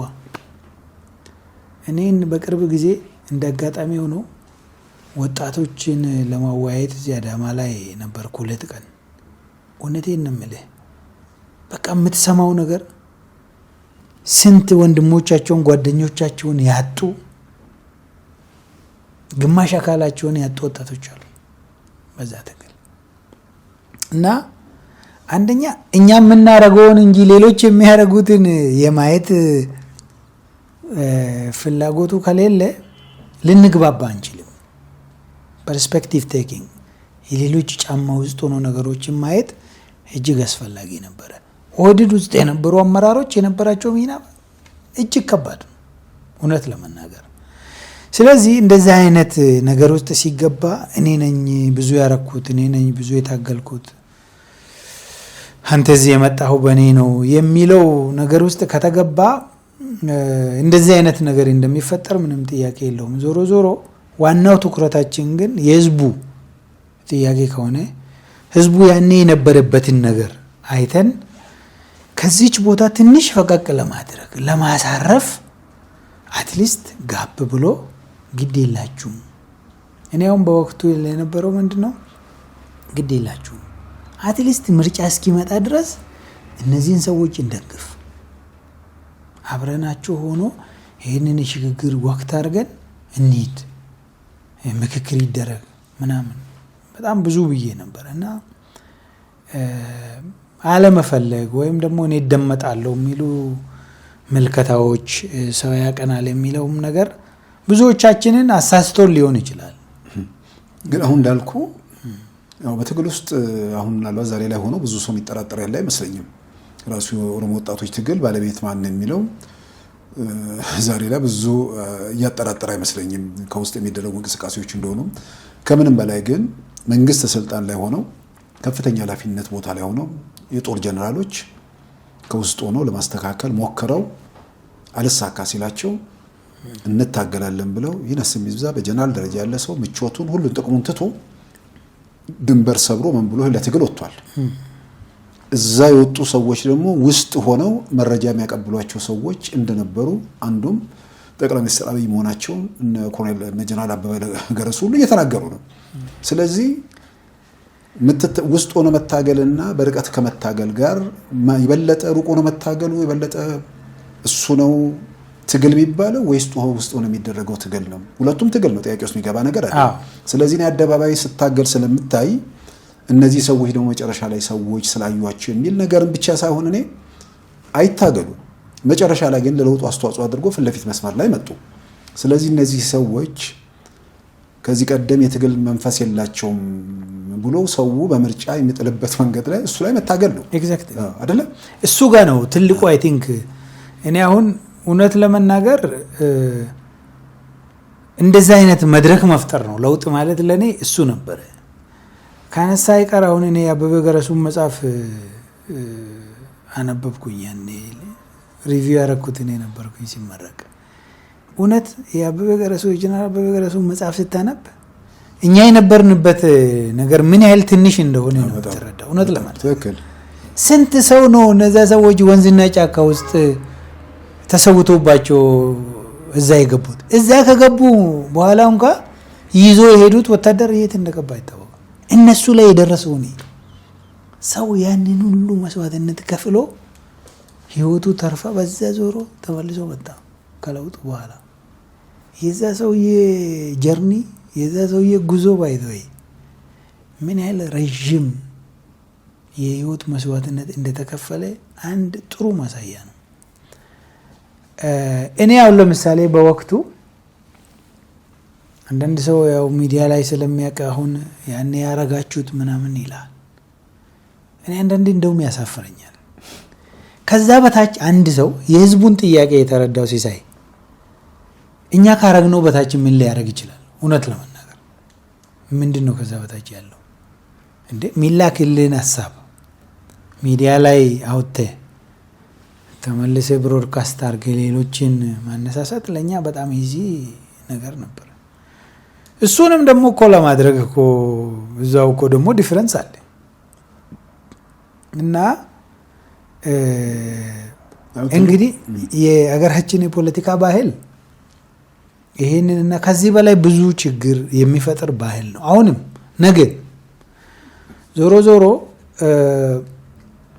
አንድ በለውጥ ምናልባት እኔም ሪትሮስፔክቲቭሊ ነው የማወራው። አሁን ለውጥን በትክክል የሚረዳ ሰው ወይም ደግሞ እነዛ ስልጣን ላይ የነበሩ ሰዎችን ከስልጣን መግፋት ላይ የሰራ ነውን ያህል የለውጥ ግንዛቤ መፍጠር ላይ ጎን ለጎን ብንሰራ ኖሮ ይሆን የነበረው ምንድነው? እያንዳንዱ ኢትዮጵያዊ ስለ ኢትዮጵያ የሚገደው ሰው መጥቶ ለውጡን ደግፎ ቁጭ ብሎ ውይይት ፈጥሮ ኤንቫይሮንመንቱን ይሄ ፖለቲካል ስፔሱን የተከፈተውን አስጠብቆ እነዚህ ሰዎች እስከ ምርጫ ደርሶ ከዛ በኋላ በምርጫ ሰው ህዝቡ የሚፈልገውን ሰው እንዲመርጥ ማድረግ ብቻ ነበር ማድረግ የሚጠበቅብን እና እሱ ላይ ያረዳድ ችግር ስለነበረብን ክፍተት ስለነበር ያረዳድ ብቻ ነው ምናልባት ያው በታሪካችን የምናውቀው ከንጉሱ ያው ንጉሱ ሲወርድ ሲዋረድ የመጣ የንግስና ነገር ነው እኛው ብቻ የሚል ነገር አለ እሱ ጥያቄ ውስጥ የሚገባ ነገር አይደለም ስለዚህ ያንን ማህበረሰቡን በሆነ መንገድ አሳምነው እንዲቀበል አድርጓል ያን ያልተቀበለ ደግሞ በተለያየ መንገድ ተቃውሞ እንቅስቃሴ ሲያደርግ ነበር መንግስቱ የጀነራል መንግስቱ ነው የነገር ማሜ ነው 53 ታሪክ አለ ከዛ በኋላ ደርግ መጥቶ ንጉሱን ገለበጠ የ66ቱ አብዮት ማለት ነው ያ ወታደሮች ናቸው ግልበጣ ያደረጉት ወታደሮቹን ደግሞ የገለበጡት 17 አመት የታገሉ ሰዎች ናቸው ጫካ ወጥተው ወርደው እንትን ያሉ ሰዎች ግን በኋላ ላይ የመጣው የጠቅላይ ሚኒስትር አብይ መንግስት ለውጥ የመጣው ግን መፈንቅለ መንግስትም አይደለም ጫካ ወጥቶ ታግለውም አይደለም ስለዚህ በቀላል የመጣ ስለሆነ በቀላል ይሄዳል የሚል ለምዳሜ ነበር አይደለ አይ ቲንክ እሱ ነበር እኔ ብዙ ጊዜ እንደዚህ አይነት ነገር ላይ አስተያየት ይቻላል ከምን ባለፉት 7 አመታት ብዙም እንደዚህ አይነት ነገር ውስጥ መግባት የምፈልግ ሰው አልነበርኩም ግን በኋላ ስጽፍ የሚገርም ፓራሌሊዝም አየሁ በተለይ ደርግ ላይ የተደረገውና እዚህ ለውጥ ላይ የተደረገ በጣም የሚመሳሰል ነገር አለ ለምሳሌ በ1966 ለውጥ ላይ አውሮፓና አሜሪካ ነገር የነበሩ ተማሪዎች ኮሙኒዝም ሶሻሊዝም በደንብ ያነበቡ ጎፈሬ ያላቸው ወጣቶች ወደ ሀገር ቤት ሲመለሱ ለሜሶና ያፓ ማለት ነው yes ጋዜጣ ነው ይዘው የመጡት በውስጥ በድብቅ ምናምን የሚነበብ በፊት ለፊትም ነው በደንብ ህዝቡን ሞቢላይዝ ማድረግ እነሱ ምንድነው አላማቸው የነበረው ወታደር አይዲዮሎጂ ስለሌለው ስለማይችል እነሱ የተማሩ ያነበቡ በደንብ ሶሻሊዝም የገባቸው በጋዜጣም በምንም በቀበሌ ማህበረሰቡን አንቀሳቀሰው በምርጫ እንበለዋለን የሚል ነበር እኛም ደግሞ ያው ዲጂታል ሚዲያም ነበረን እኛ አይደለም ተይዞ ተገባ ጽፌዋለሁ ይሄንን ባይዘ መጻፌም ላይ ድብቅ ጽሁፎችም ነበሩ ልክ እንደ ያፓ ጊዜ እኔ አሁን ያኔ ነው ያልመጣው በያለው አሜሪካ ነገር ይያለው የተጠለፈ ትግል የሚል መጽሐፍ ታትሞ ነበር ማን እንዳተሙ እስከ ዛሬ ነው ያላቅም እኔም ባላቅም ግን እና መጽሐፍ ውስጥ በዛ ወቅት እኔ አልመጣው ምንም ያው በማህበራዊ ሚዲያ ስለ ለውጡ ከመሰጠው ኮሜንት የተለየ ምንም ነገር የለኝም ኦፍ ኮርስ ናይሮቢ ላይ ጠቅላይ ሚኒስትሩንና ፕሬዝዳንት ለማን አገኘዋቸው ምናምን እሱም በፎቶ አይተዋል አንዳንድ አኮረፉኝ ሰዎች አሉ የረገሙኝ አሉ መጽሐፍ ውስጥ ስሜ አለ እሱ መጽሐፍ ሁላችንም ጨምሯል እና የማህበራዊ ሚዲያ ዊንግ አደራጅ ነው ተባለ ማለት ነው እኔ ማህበራዊ ሚዲያ ዊንግም አልነበረኝም ስምም ነበረ እዛ ውስጥ የተጠቃለሉ ሰዎች አንድ ፔጅ ነው ያቺ የኔን ስም ያዘችውን ነው ስክሪንሻት አድርጎ ሰው ያዘልኝ ያንን ቀን ነው የገባኝ በጣም ሩቅ በርቀት እየተከደ እንደሆነ ለውጡ ላይ ሌላ ለውጥ የተሞከረ እንደሆነ የገባኝ እኔም ደግሞ ምንም አይነት ፖዚሽን ሳሊዝ ካምፕ ተሰጥቶኛል ማለት ነውና በ1966 የተደረገው አይነት ነገር በ2010ም ተደግሞ ግን ዘ ዲፈረንስ ምንድነው ያኛው ያመጣውን ኮስት ታስታውሳለህ እንግዲህ ያው ሙር የሚባል ከዚህ ሀገር ላይ ጠፍቶ በቃ ምድረ በዳ አርጎት ነው ሄደው አገሩን አጨልሞ ነው ሄደው ያ የኢህአፓና የሶን ጉዳይ በዚህ ደግሞ እና ኢሌፊዳ ወታደሩን አይዲዮሎጂ እናስተምራለን ብሎ ገብቶ ደግሞ ተንደፋድፎ እነሱም በኋላ እንደዛ ሆነ። እንደውም ከተወጠነው አንፃር የሚመስለኝ እኔ ምን ያህል ብዙ መረጃ ላይኖረኝ ይችላል፣ ግን አሁን ካነሳውልህ ነገር በውስጥም በውጭም በሚደረጉ ነገሮች ሳይ በጣም ኃይለኛ ኮስት ሊያስከፍልን ይችል ነበር። የሆነው ነገር ቀላል ነው እያልኩ አይደለም። አሁንም የምናየው ሂር እንደዘር የተነሳው ነገር የዚህ ሁሉ ድምር ውጤት ነው። ባይዘይ አንዳንዴ ምን ይላል ይኸው እንደዚህ ያረጉ ይላል። እውነት ግን እንነጋገር ከተባለ እኮ ለዚህ ነገር መፈጠር እኮ አስተዋጽኦ አለን። ሁላችንም የጻፍነው የተናገርነው ነገር ነው ይሄን የፈጠረው። አይ ቀላል ነው እኮ ከፈለግን እኮ በ24 ሰዓት እንጥለዋለን። ሌላ ውስጥ ምን ትፈጥራለህ? እዚህ ውስጥ እኮ ቢጀምር ለካ ጥሩ ፊልድ ነው ቶሎ ደርሳለሁ ብሎ ያመነ ስንት ሰው አለ። ስንት ወጣት ጫካ ገብቷል እኮ ወንድሜና እንደውም ከተወጠነው አንፃር አይ ቲንክ የደረሰው አደጋ ተርፈናል የሚያስብል ግን በችግሩና በአደጋው መጠን ውይይቶች አሉ ብዬ አላምንም። ሰው ላይ ስራዎች እየተሰሩ አይደሉም። ምክንያቱም እንዴት ነው ያለፍነው? አሁን ብዙ ጊዜ ለሰው ምናልባት ሁሉም በየሰፈሩ ማድመጥ በየሰፈሩ ስለ በብሔር መደራጀት ብሔር ምናምን ብቻ አይደለም የሚደግፈው ነገር መንግስትን የሚደግፍ የመንግስትን ነገር ብቻ መስማት፣ ሸኔን የሚደግፍ የሸኔን መስማት እንዲህ አይነት ነገር ስላለ በትክክል ኢትዮጵያ ውስጥ ችግሮች አሉ። አሁን አንዳንዴ ጦርነት ይቆም የሚሉ ሰዎች ሰማለሁ። ጦርነት ማናችንም ጦርነት እንዲቆም ነው ሁላችንም እንፈልገው። ጦርነት እንዳይቆም ግን የሚያደርገው መንግስት ነው ይሏል። በአደባባይ በፓርላማም በተለያየ መድረክም የሚነገረው ነገር ደግሞ በየትኛውም ቦታ ያላችሁበትም ይሁን ከኢትዮጵያ ውጭ እደራደራለሁ የሚል ነገር ነው በአደባባይ ሰማለሁና ስለዚህ ይሄንን የማይሰማ ሰው አለ። በቋሚነት የሆነ ቦታ ላይ ራሱን ብቻ የሚሰማ ሰው አለ።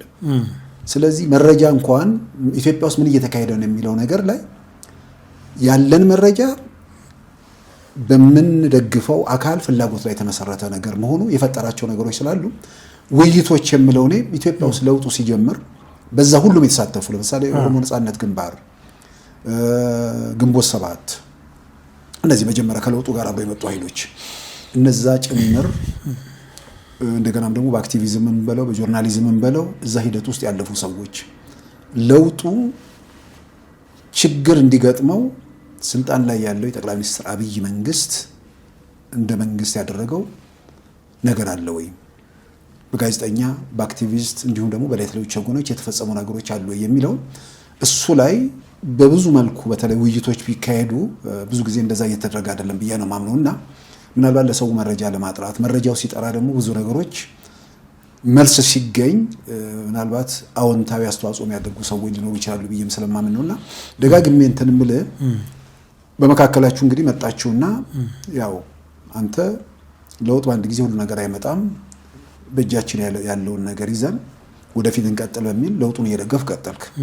በሌላ በኩል ደግሞ እኛ ሞር ታግለን የሚል ስሜት ያለው፣ በሌላም በኩል ደግሞ ለውጡ በመንፈልገው መንገድ አልሄድም በሚል ደግሞ ወደ ተቃውሞ የቀጠሉ ሰዎች አሉና እኔ አሁን ደጋግሜ የምጠይቅ ይሄንን የኦሮሞ ነጻነት ግንባር ወይ ደግሞ ሌሎች ኦሮሞ ብሔርተኞች የጠቅላይ ሚኒስትር አብይ ወይ ደግሞ አሁን ያለው ስልጣን ላይ ያለው መንግስት ቦታ ቢይዙ እንደ ኢትዮጵያ ነው የምለው ኢትዮጵያን እንደሚመራ አካል አሁን ካለው ምን የተለየ ነገር ያመጡ ነበር? ምን ይጨምሩ ነበር ብዬ ነው።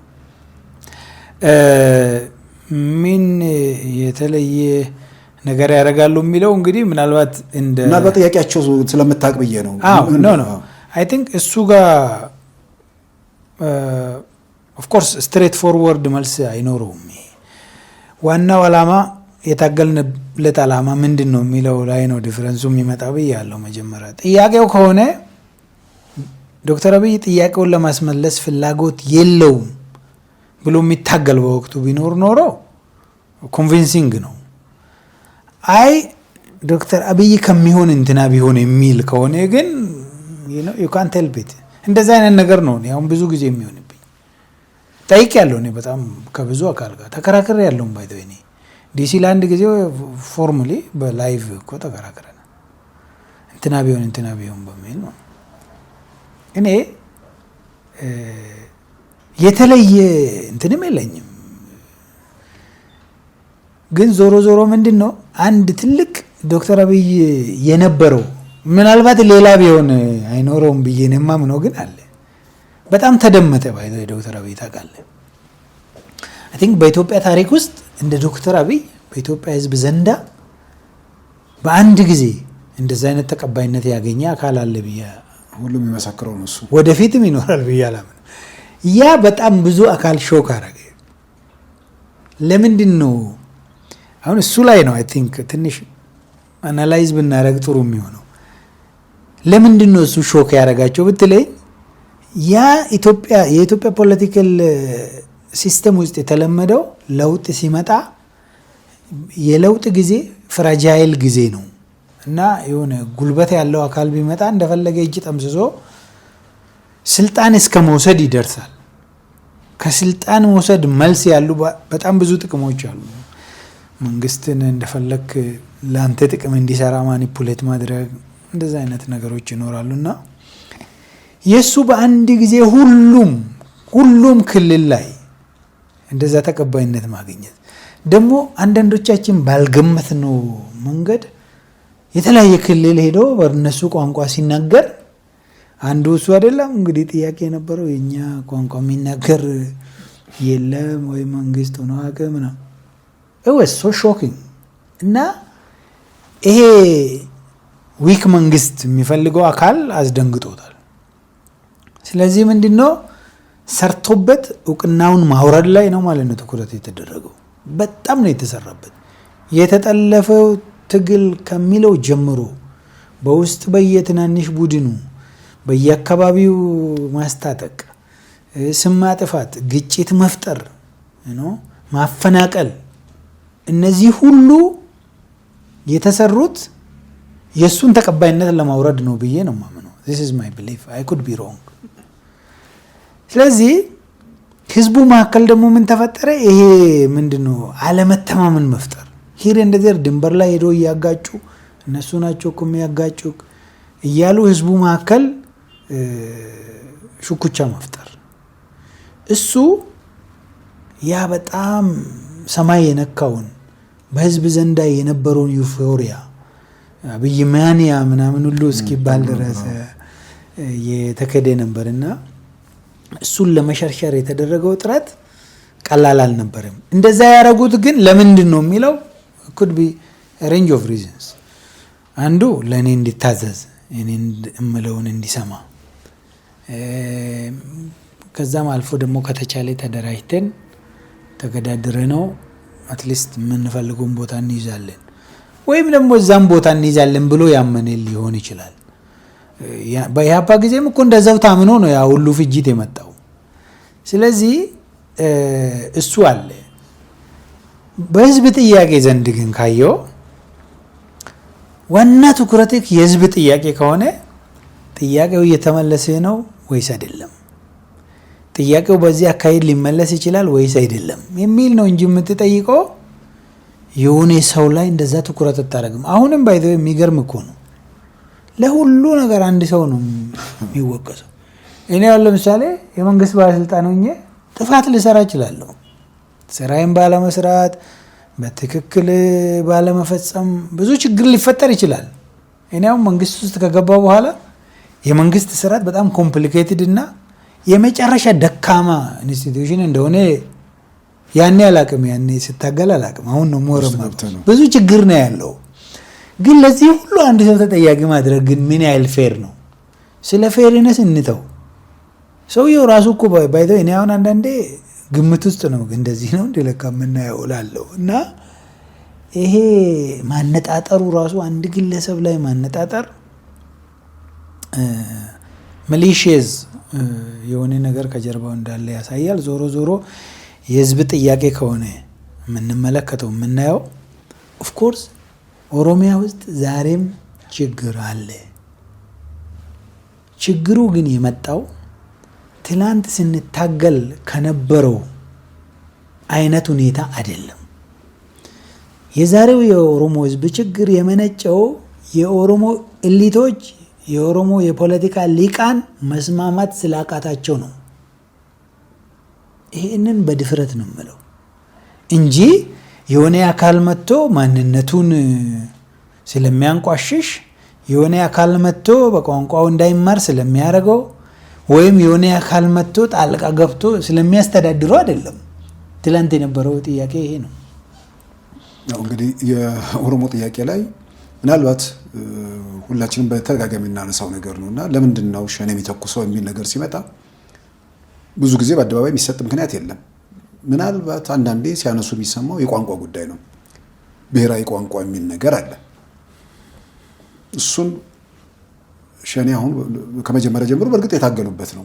ግን እነሱ ከማለታቸው ወይ ደግሞ እነሱ አሁን ከለውጡ በኋላ ከመናገራቸው በፊት ኢትዮጵያ ውስጥ የሚንቀሳቀሱ ህብረ ብሔራዊ ፖለቲካ ድርጅቶች 97 ምርጫ ላይ ኢትዮጵያ ውስጥ ከአማርኛ በተጨማሪ ኦሮምኛ የስራ ቋንቋ ወይም የፌዴራል የስራ ቋንቋ እንዲሆን በአደባባይ ቀስቅሰዋል። አሁን ኢትዮጵያ ውስጥ ይሄ አጀንዳ አይደለም። አነጋገንትን ይሄን ያለ ተቃውሞ የሚቀሰቅስ ነገር አይደለም። ግን ያንን ለማድረግ ህገ መንግስት ማሻሻል ያስፈልጋል የሚል ነገር መጣ። ስለዚህ ያንን ህገ መንግስቱ ደግሞ አይነካ የሚል ቡድን ነውና ይሄንን ህብረተሰቡ ያውቃሉ። ያውም እንደምሳሌ በተለያየ መንገድ መሳሪያ ይዘው የሚተኩሱ ልጆች አሉ አብረው። የጠቅላይ ሚኒስትር አብይ መንግስት የኦሮሞን ህዝብ ይሄንን አደረገው ተብሎ ምን ተብሎ ነው የሚነገረው ስለማይገባኝ ነው ብዙ ጊዜ። ምንድነው የጠቅላይ ሚኒስትር አብይ መንግስት ኦሮሞ ላይ ይሄንን አደረገ? ተመሳሳይ በአማራ ክልል ሁሉ የሚገርመኝ ነገር ነው። በቲፒኤልኤፍ ጊዜ የነበረው ነገር በግልጽ ይታወቃል። ምንድነው አሁን የጠቅላይ ሚኒስትር አብይ መንግስት የአማራ ህዝብ ላይ ያደረገው ሲባል ምናልባት በሸኔም በፋኖም ሰዎች የሚመጣው በድሮን ይደበድባል ይላሉ። ህዝብ ላይ በድሮን እየተደበደበ ነው። ድሮኑ ጋር ሳይደረስ በፊት ጠመንጃ አንስቶ የሚንቀሳቀስ ኃይል አለ። ያ ኃይል ለመጀመሪያ ድሮኑ ድብደባው ከመምጣቱ በፊት ምንድነው ጥያቄ የሚለውን በኦሮሚያም በአማራም በተለያዩ አካባቢዎች ስለሚነሳ ምናልባት በዚህ ጉዳይ ላይ ለህብረተሰቡ እንደው አንድ ጥሩ ጥያቄ መጀመሪያ ማንስተ ነበር ያለፍኩት። ይሄ በተለይ ከግጭቶች ጋር በተገናኘ ተኩስ ይቁም፣ ጦርነት ይቁም። አይ ቲንክ እውነት እንዳልከው ይሄንን የማይደግፍ ኢትዮጵያዊ የለም ሙሉ በሙሉ ላንል እንችላለን። ምክንያቱም በዛ መርጦ ያለ ይችላል። ግን በዚህ መንገድ ማንም አካል የምፈልገውን ዓላማ ያሳካለሁ ብሎ በዚህ ዘመን የሚያምን ካለ ግን በቃ ስህተት ነው፣ ምንም ጥያቄ የለውም። መንገዱ በዛ መንገድ የሚያወጣ አይደለም ዘመኑ። እኔ ያው ስለ ጦርነት ብዙ አላውቅም፣ እዛ ውስጥ ብዙ መግባት አልፈልግም። ግን እንደተባለው ተኩስ ይቁም ሲባል ገልብጦ ነው የሚነግሩ። መንግስት ያቁምና እኔ ልተኩስበት አይነት ነው የሚመስለው ማለት ነው። ሲጀመር ባይዘይ እሱም ይሄ ፎልስ ኢኩቫለንስ የሚባል አለ። እኩል ያልሆኑ ነገሮችን እኩል አድርጎ እንደማቅረብ ሁለቱም ቡድን ይላል። እንዴ ሁለቱም ቡድን የሚባል ነገር የለም። በህግ እኮ ነው የምተዳደረው የሀገር ህጉ። ደግሞ የመሳሪያ ወይም ደግሞ በጉልበት ነገሮችን የማድረግ የማስፈጸም መብት የሚሰጠው ለመንግስት ብቻ ነው። እንዴት ነው ይሄንን? አንዳንዴ ስለ ህገ መንግስት ይወራል። አሁን እዚህ አንቀጽ ሁሉ ይጠቀሳል። አንቀጽ 30 ምናምን በዚህ ሀገር ውስጥ በጣም ሬር ነው ሰው ህግ ማወቅ። እና ሁለቱም ያቆሙ ይላል። ተኩስ ለማቆም እዚህ ሀገር ውስጥ መጀመሪያ ያለ ህግ ታጥቆ በዛ መንገድ መብቴን አስከብራለሁ የሚለው ነው ማስቀመጥ ያለበት። መንግስትማ በፍጹም ጠመንጃ ማስቀመጥ አይችልም። መንግስት ጠመንጃ ካስቀመጠ እኮ ጠመንጃ መንግስት መሆን አይችልም። ምክንያቱም መንግስት ከሚያደርጉት ነገሮች አንዱ the right to violence ነው እና ይሄ false equivalence ነው። ከዛም ደግሞ ቀድሞ ሁሉ ያቁም ደግሞ ይላል። ከዛ አልፎ በጣም እኮ የሚገርም ነገር ነው። ዞሮ እዚህ ሀገር ውስጥ አሁን ባለው ነባራዊ ሁኔታ ችግር የለም አይደለም፣ በጣም ብዙ ችግር አለ። ወደፊትም በጣም ብዙ ችግር ሊኖር ይችላል። ችግሮቻችንን ግን መፍታት ያለብን ተነጋግረን ነው፣ ተወያይተን ነው። ኢትዮጵያ ለሁላችንም በምትሆን መንገድ ስንገነባት ብቻ ነው። ኢትዮጵያን ደግሞ የምንገነባው እያፈረስን አይደለም፣ በጠመንጃ በሀሳብ ነው መገንባት ያለብን። ሀሳብ አለኝ የሚለውም ሌላውን በሀሳብ ጠልፎ መጣል ላይ መጠቀም የለበትም። ማንም ይሁን ማንም ለሁላችንም የምትሆን የምትበቃን ሀገር መገንባት ላይ አስተዋጽኦ ማድረግ ላይ ነው መሳተፍ ያለብን። ተሳካልንም አልተሳካልንም በዚህ መንገድ ነው ይህን ለውጥ እንደግፍ ብለን የገባ ነው። አሁንም በዛ መንገድ አምኜ ነው የምሄደው። አንዳንዴ እንደውም የከዳ ምናምን ይሉኛል፣ አንተንም ይለዋለሁ እና ለውጡን የከዱት ትግሉን የከዳ ነው። አሁን ለውጡ የከዳ ሳይሆን ትግሉን ከርተሃል ነው የምትባለው። ትግሉ አለቀ እኮ ለውጥ አመጣ። ከዛ በኋላ ለውጡን አስተካክዬ ለህዝብ በሚሆን መንገድ መደገፍ ወይም ደግሞ ግራጁዌት የማድረግ ውሳኔ ነው ይሄን የሚሆነው እንጂ ይሄንንም እቃወመዋለሁ ይሄንንም እታገለዋለሁ። እኔ ባይ ዘ ወይ እድሜ ልኬ ለመታገል ወይም ለመቃወም ወይም ደግሞ ፕሮፌሽኔ መቃወም አይደለም። እኔ ሌላ በጣም ብዙ ነገር አለኝ መስራት እንፈልገውና ከዛ አንፃር አንዳንዴ ሱስም ሊሆን ይችላል እንደ ይሄ ነገር ብዬ ማምናለሁ። አንዳንዴ መቃወም ሱስ ነው እንደ ይላለው እየተለመደም ስለሆነ ስለምናውቀው በዛው እንቀጥል ብሎም ሊሆን ይችላል እንደሚላለኝ። ዞሮ ዞሮ አንድ ግን ይሄ መንግስት ምን አጠፋ፣ የለውጡ መሪዎች ምን አጠፉ የሚል ነገር ሲነሳ አንድ ግን ብል ደስ የሚለኝ አንድ ነገር አለ። መጀመሪያ አካባቢ አይ ቲንክ በደርግ ጊዜም የሆነ ይመስለኛል ይሄ ነገር ግን በጣም ተከፈተ አይደለም ነገሮች ያው ሊበራላይዝድ ሆኑ፣ ቱ ማች ሊበራላይዝድ ሆኑ እና ሂር እንደ ዘር ትንንሽ ችግሮች ይከሰቱ ነበር። በዛ ጊዜ ያው አኮሞዴት እናርግ እስቲ ሁሉንም እስቲ እናወያይ ወደ ሰፊ እንሁን የሚለው ነገር በጣም በዝቶ ነበር። እሱ በዝቶ ነበር። እኔ እንደውም አንዳንድ ጊዜ ታች ነበር ጽፍም ነበር። እሱ ግን በተወሰነ ደረጃ ያቅም ውስንነት አይመስልህም?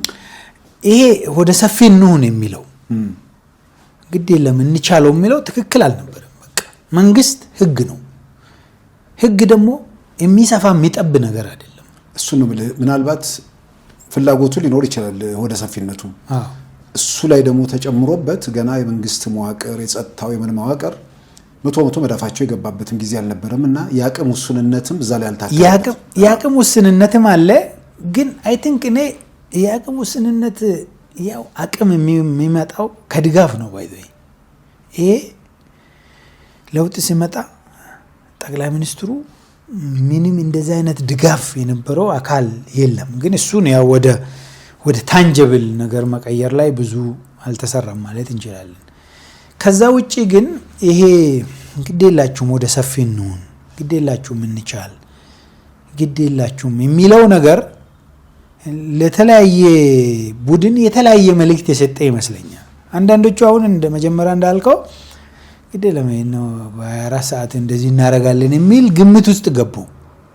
የሞከሩም አሉ እኮ የተጎዱም አሉ እና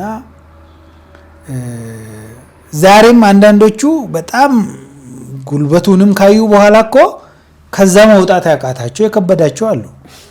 አሁን አስቦ ይሄን ሁሉ አመት ሰው ፈጅቶ ክልሎች ያለ ስራ ይሄን ሁሉ ጊዜ እንዲበተኑ ካረጉ በኋላ ተመልሶ የሚገቡት ነው ያቸው እና እሱ ላይ ትንሽ ከመጀመሪያውኑ ቆንጠጥ ቢደረግ ኖሮ ሲሪየስ መሆን ያለብን ነገር ላይ ሲሪየስ ይሄ ቀይ መስመር ነው። በቃ ህግን ወዲ ወዳ እናረግም by the way government is a measured institution በቃ ተለክቶ የሚሰራ ነው። እንዲ ልታረጉም ማትችልና ለውጥ ነው ተብሎ እነተም ደግሞ ሀገሪቷ ውስጥ የነበረውን ነገር ከግንዛቤ ያስገብቶ ነገሮችን አመቻችቶ አቀፎ ለመሄድ የተደረጉ ሙከራዎች አንዳንዶቹ ባክፋየር ያደረጉበት ሁኔታ ነበር ለማለት ነው። ከዛ ውጪ አይ ቲንክ የኢትዮጵያን እውነተኛ ሽግግር ማምጣት የሚቻለው አሁንም እኔ በዚህ መንገድ ብቻ ነው ብዬ ነው ማምነው። ሀገሪቷ ውስጥ በታሪክ የነበሩ ነገሮችን ከስር መሰረቱ ገለልተኛ በሆነ ተቋም በውይይት መፍታት ሪድሬስ መደረግ ያለበትን በዚህ በሽግግር ፍትህ መፍታት በሊቃን መካከል መደረግ ያለበትን በሊቃን ውይይት መፍታት። ከዚህ ውጪ ምንድነው? ከዚህ ውስጥ የተዘጋለ እንዴ? የለም እኮ። እኔ እውነት ለመናገር በተለይ ስለዚህ ስለ ሀገራዊ ምክክር ሁሌም ነው የምለው፣ ብቸኛ የኢትዮጵያ ፈውስ ይሄ ነው እንጂ ነገም ሌላ ጠቅላይ ሚኒስትር መጥቶ ምንም የሚያመጣው ነገር የለም። ብቻውን ግለሰብ ነው የተሻለ ዝግጅት፣ የተሻለ ልምድ፣ የተሻለ ፍላጎት ሊኖረው ይችላል። ግን ብቻውን እዚህ ይሄን ሂውጅ ሀገር ለረጅም ዓመት የተጠራቀመ መከራ ተሸክሞ ያለ ነገር አንድ ሰው ምን ያደርገዋል? ለዛውም አንተ እየዘመትክበት፣ ለዛውም አንተ ሌት ቀን ድሬን እያረከው እየዘመትክበት፣ ሌላ ችግር እየፈለፈልክበት ከዚህ የተሻለ ምን ሊያደርግ ይችላል?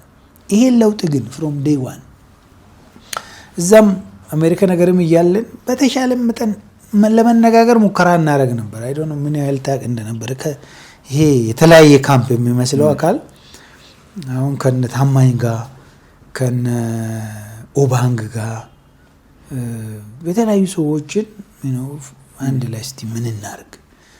አንድ ጊዜ እኔ እንደውም አስታውሳለሁ እንደ ላይዘን ሆኜ ሰራ ነበርና ዋስትና ስጠን ያለኝ አካል አለ እኔን እና በጣም ነበር ሾክ ያደረገ። ምን ማለት ነው? ያው አሁን ኦሮሞዎች ወደ ስልጣን እየመጡ ነው፣ እዚህ ዋስትና ስለ ኢትዮጵያ ዋስትና ስጡን አሉኝ። እዛም ያለው እሱ ብቻ አይደለም ባይተው ያኔ የነበረውን ብቻ አይደለም ሲሳይ። እኔ አንዳንዴ እዚህ ቁጭ ብያውን እዛ የሚሆነው ነው ያለው። አንድ የዩቲዩብ ቻናል እኮ አብሮ ማስተዳደር የማይችል ህዝብ እኮ ነው። በጣም እኮ ችግር ነው። እና ዞሮ ዞሮ ምን ልል ፈልጌ ነው የለውጡ መንገድ ይሄ ነው። አሁንም ችግር አለው የስ በሂደትም የሚከሰቱ ነገሮች አሉ፣ እያየው ነው፣ ውስጥ ነው ያለው። ግን ከዚህ ውጪ የተሻለ አማራጭ ለኢትዮጵያ እኔ አሁንም አለ ብዬ አላምንም። አሁን እንግዲህ ከመሪ ጋር ተያይዞ ጠቅላይ ሚኒስትሩ ላይ ዘመቻው ያው ከመጀመሪያው ቀን ጀምሮ ነው የነበረውና በአንድ በኩል ልክ ናቸው። አውራውን እንትን ስትል መንገድ ይበተናል ነው። ስለዚህ አንድ አላማ ለማሳካት የሚፈልግ አካል በዛ መንገድ መሄዱ ብዙ ነገር የሚገርም አይደለም። ቀደም ኢትዮጵያ ውስጥ የሚከሰት የትኛው ነገር ደግሞ ልማድ ሆኖ ሊሆን ይችላል እና ለክፋትም ሊሆን ይችላል እና በቅርቡ ራሱ የሰማሁት ከተማ ውስጥ ያሉ ባለቤት የሌላቸው ውሾች ይገደላሉ እና በዘመቻ በዛ መሃል ያንዱ ሰው በስተት ውሻው ተገድሎበታል መሰለኝ። እንግዲህ አስብ አንድ ቀበሌ ውስጥ ነው አብይ ውሻዬን ገደለው ምናምን አላሉ እና ለየትኛውም ነገር ኃላፊ አድርጎ የመውሰድ ነገር እንግዲህ ምናልባት መሪ ሁሉ ነገር ያደርጋል እያንዳንዱ የማያውቀው ነገር የለም ተብሎ ተደምድሞ ሊሆን ይችላል። የህብረተሰቡ ግንዛቤ ይሆናል። በሌላ በኩል ደግሞ ያው አንድ አላማ ተወስዶ አውራውን ተስተሎ መንጋ ይበተናል ነው። አሁን ዋናው ቁም ነገሩ ምናልባት እንግዲህ ለውጥ እንቅስቃሴ ኢትዮጵያ ውስጥ ነበር።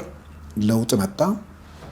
ለውጡን ደግፌ መቀጠል አለብኝ። ጥያቄው 100% ባይመለስም በሀገራዊ ምክክር ኮሚሽንና በተለያየ መንገድ ይመለሳል ነው።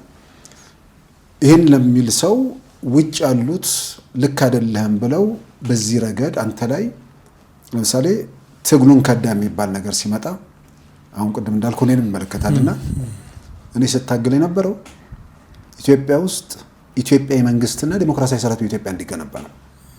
የመጀመሪያው የሀገር ህልውና ነው፣ ጥያቄ ውስጥ የማይገባ። ስለዚህ ያን መንግስት ኢትዮጵያ ውስጥ አለ ወይስ የለም ነው ጥያቄው።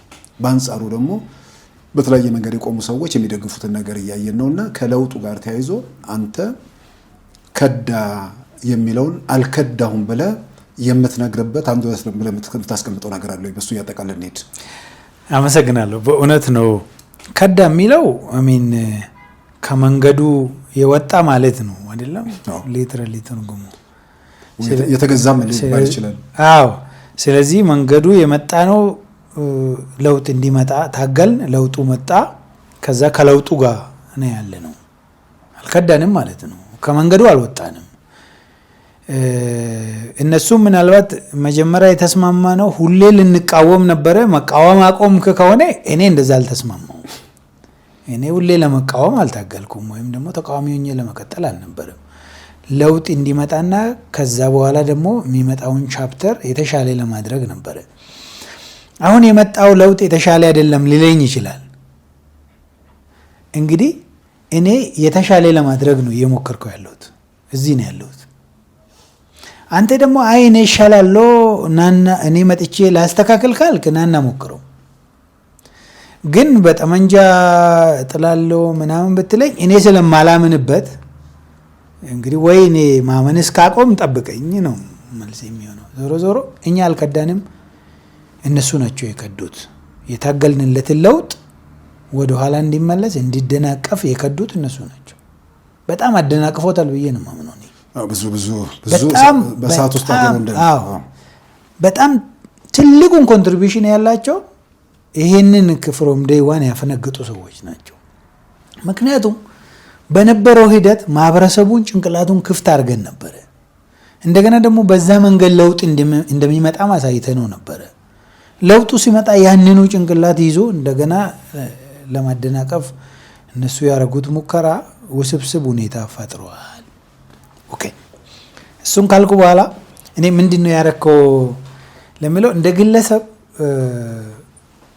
መጀመሪያ ስመለስ እኔ ወደ መንግስት አልገባውም ነበር። የአማካሪ ቲም የሚባል በኦሮሚያ ክልል ደረጃ በኤክስተርናል ኃይል ተቋቁሞ ተቀጠርን እና እኔ የክልሉ ፕሬዝዳንት የግብርና ፖሊሲ አማካሪ ሆኜ ነበር የመጣሁት።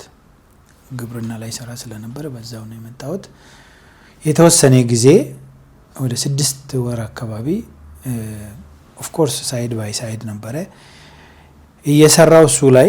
ግን ዲስኮርሱ አሁን የምናየው ዲስኮርስ እያፈነገጠ ሄደ። ሚዲያ የነበራቸው ሌሎችም ተፈጥሮ አጌንስት ዚስ የሚሰሩ በረከቱ ማለት ነው። ከዛ ምን አልኩኝ፣ ምናልባት ተጨማሪ ተቋም ያስፈልጋል፣ ሚዲያ ቲም ያስፈልጋል። ይሄንን ለውጥ ፕሮፐርሊ ሼፕ እያሳዘ የሚሄድ በተለይ ደግሞ ለለውጡ የሚያስፈልጉ ሀሳቦችን የለውጥ ሀሳብን ጨምሮ በደንብ የሚያቀነቀን በሀሳብ ላይ ትኩረት አድርጎ የሚሰራ ሚዲያ መገንባት ያስፈልገናል የሚል ሀሳብ እንደ ፕሮፖዛል እንብዬ አንስቼ ነበረ። ኦፍ ኮርስ እዛም ያው ከኦኤምን ጋር ስንለያይ የራሳችን ሚዲያ ነገር ጀምረን ነበርና የፕሬዝዳንቱ የግብርና ፖሊሲ አማካሪ ሆኜ በጎን ደግሞ ፕራይም ሚዲያውን ወደ መገንባት ገባው ማለት እና በተወሰነ መልኩ ከዛ በኋላ ፕራይም ሚዲያ መንገድ እያዘ ሲመጣ ከፕሬዝዳንት ኦፊስ ኤግዚት አረኩና ፉሊ ሚዲያ ላይ ሄድኩኝ እና ፕራይም ሲንጀምር እውነት ለመናገር በቃ ይሄ ለውጥ ምንድነው ሐሳቡ፣ ምን እያረገ ነው፣ እንዴት ነው ፕሮቴክት ማድረግ ያለብን፣ ለፖሊሲ ግባት ሊሆኑ የሚችሉ ሐሳቦችን እንዴት ማምጣት እንችላለን የሚል ላይ ትኩረት አድርጎ የተቋቋመ ሚዲያ ነበር ማለት ነው። እና አንዱ እሱ ነው ያው የማማከር ስራዬን ለትንሽ ጊዜ ሰራው። ከዛ ቀጥሎ ወደ ፕራይም ሄድኩኝ። በፕራይም የሞካከርናቸው ነገሮች መጀመሪያ አካባቢ በተለይ ስትሮንግ ሀሳብ ማንሳት ላይ ትኩረት አደረግን እና ያው ዘመቻውን ብዙ ነበር። ፕራይም ከአቅሙ በላይ ነበር የተዘመተበት። ከዛ ለምርጫ ታጨው ማለት ነው። ከዛ ተወዳደርኩኝ፣ ወደ መንግስት ገባው ማለት ነው። የህዝብ ተወካዮች ምክር ቤት አባል ሆንኩኝ። ከዛ በኋላ የመስኖ ዘርፍ ሚኒስቴር ዴኤታ ሆኜ ተሾምኩኝ። የመስኖ ዘርፍ ወይም ደግሞ የተቋቋመው ሚኒስትሪ አዲስ ነበረ። ሚኒስትሪውም ማቋቋም ላይ ነው በዋናነት የሰራ ነው። አገን ከፕራይም ሚዲያ ይዤ የመጣሁትን ይሄ ነገሮችን በፖሊሲ የማየት ከዛ በፊትም የፖሊሲ ተመራማሪ ነበርኩኝ። በእርግጥ እሱ ላይ 3 አመት ነው ሚኒስትሪ የሰራሁት። ከዛ በኋላ ደግሞ ባለፉት 2 አመታት ወደ ኦሮሚያ ተመልሼ ኦሮሚያ ነው ያለሁት። ይሄ ፎርማል ስትራክቸሩ እነዚህ ሂደቶች ይሄጃለሁ ማለት በኦፊስ ሌቭል።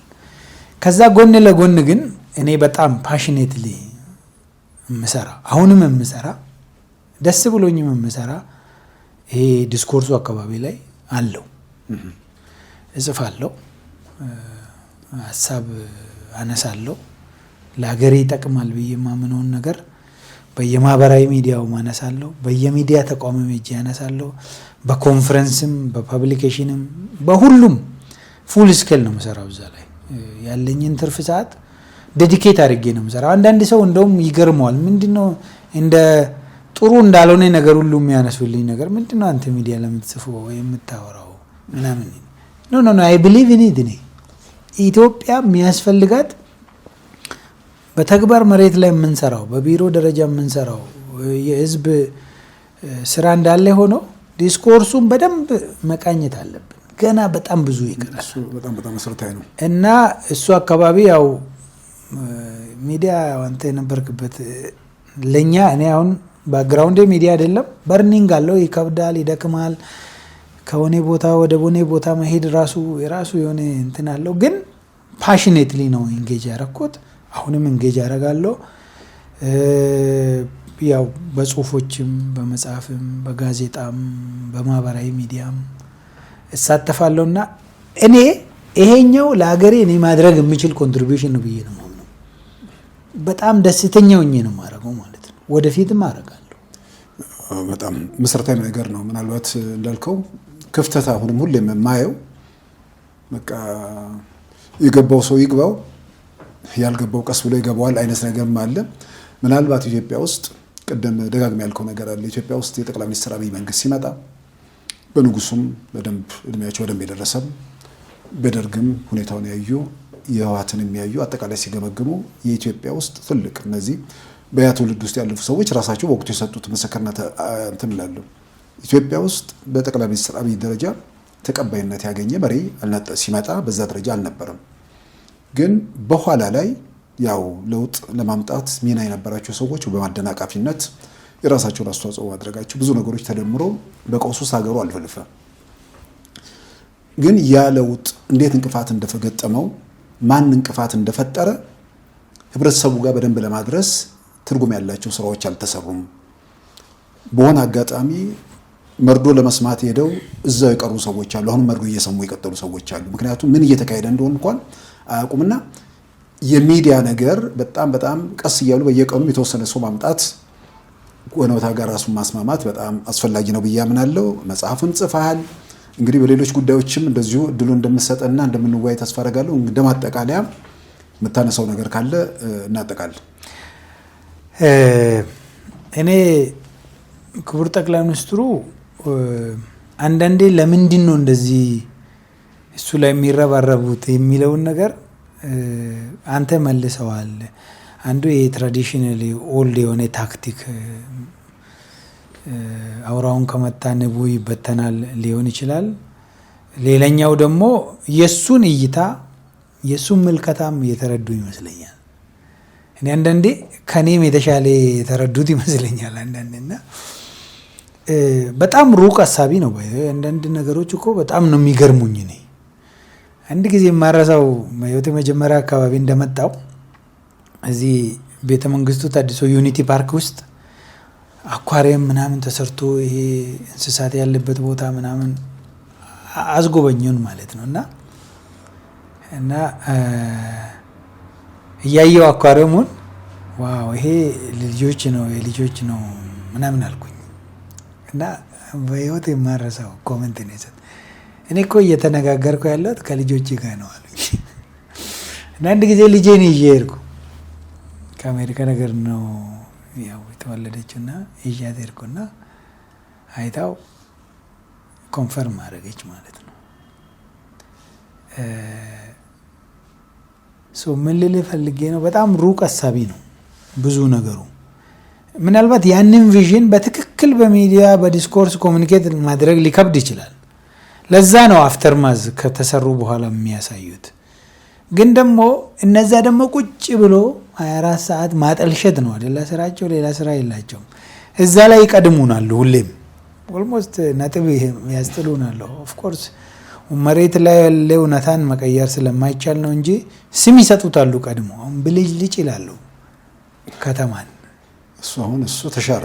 እሱ ተሻረ በጣም በሚገርም ዓለም ሰሞኑን የቱርክ ፕሬዝዳንት ኤርዶጋን በቦሌ መድኃኒዓለም በኩል ያለፉበት ቪዲዮ አስገራሚ እንትን ነው ነው በቃ በዓለም ላይ ተሰራጨ የሚለው አይገልጸውም አይ ነው አስገራሚም ባይሆን ሲሳይ ቆይ የብልጭልጭ ተቃራኒ መቼም ጨለማ ነው አይደለም እነሱ ታዲያ ጨለማ ነው የፈለጉት አንዳንዴ ይገርመኛል መሰረት ያልያዘ ነገር የሆነ ፀሐይ ሲመታው የሚጠወልክ ጎርፍ ሲመታው እሱስ ከዜሮ አይሻልም እንዴ? ይሻላል እኮ ግን ካልነበረ ነገር እኮ ይሻላል። እና ጎርፉም ፀሐዩም ምንም አላደረገውም። ዓለም እየመሰከረ ነው ብዬ ነው ቢያንስ አሁን ኦብቪየስሊ ምንም ጥያቄ የለውም። እስካሁን ባይ ዘ እዚህ ሀገር ውስጥ ከተሰሩ በተለይ ፕሮጀክት ጋር ተያይዞ የሚሰሩ ነገሮች ለኛም አብረን ለምንውል እዚሁ አዲስ አበባ ነው ያለሁት። ይሄ ሁሉ ሲቀየር እኔ እዚሁ እያለሁ ጠዋት እጄ ማታ ስመለስ እኮ የሚያስደምም ነገር ነው።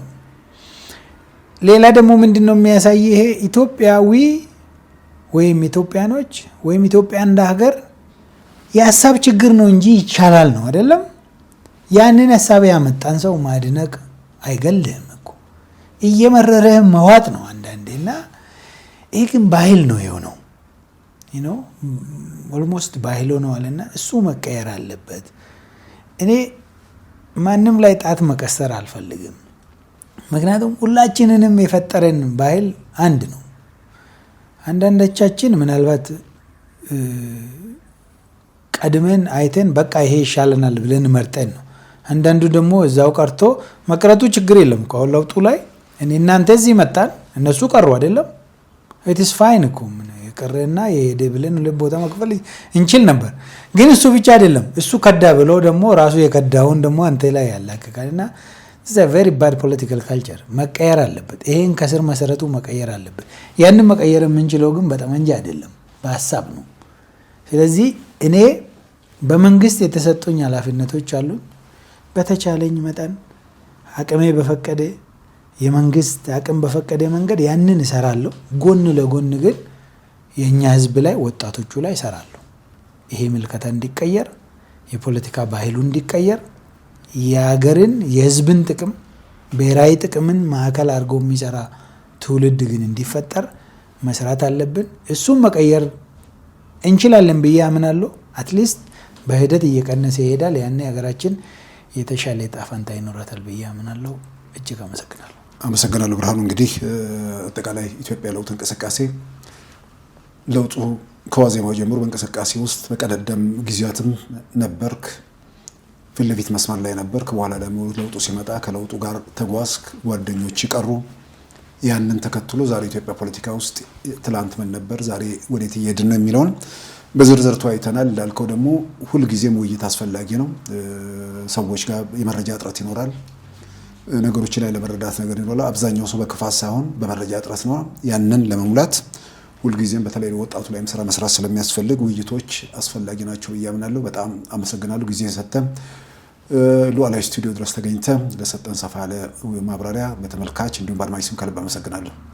እኔም ከልብ አመሰግናለሁ። ሰሳይ ክቡራን ተመልካቾቻችን ከዶክተር ብርሃኑ ሌንጂሶ ጋር ያደረግነውን ሰፋ ያለ ውይይት በዚሁ ያጠናቀናል። ጤና ይስጥልን።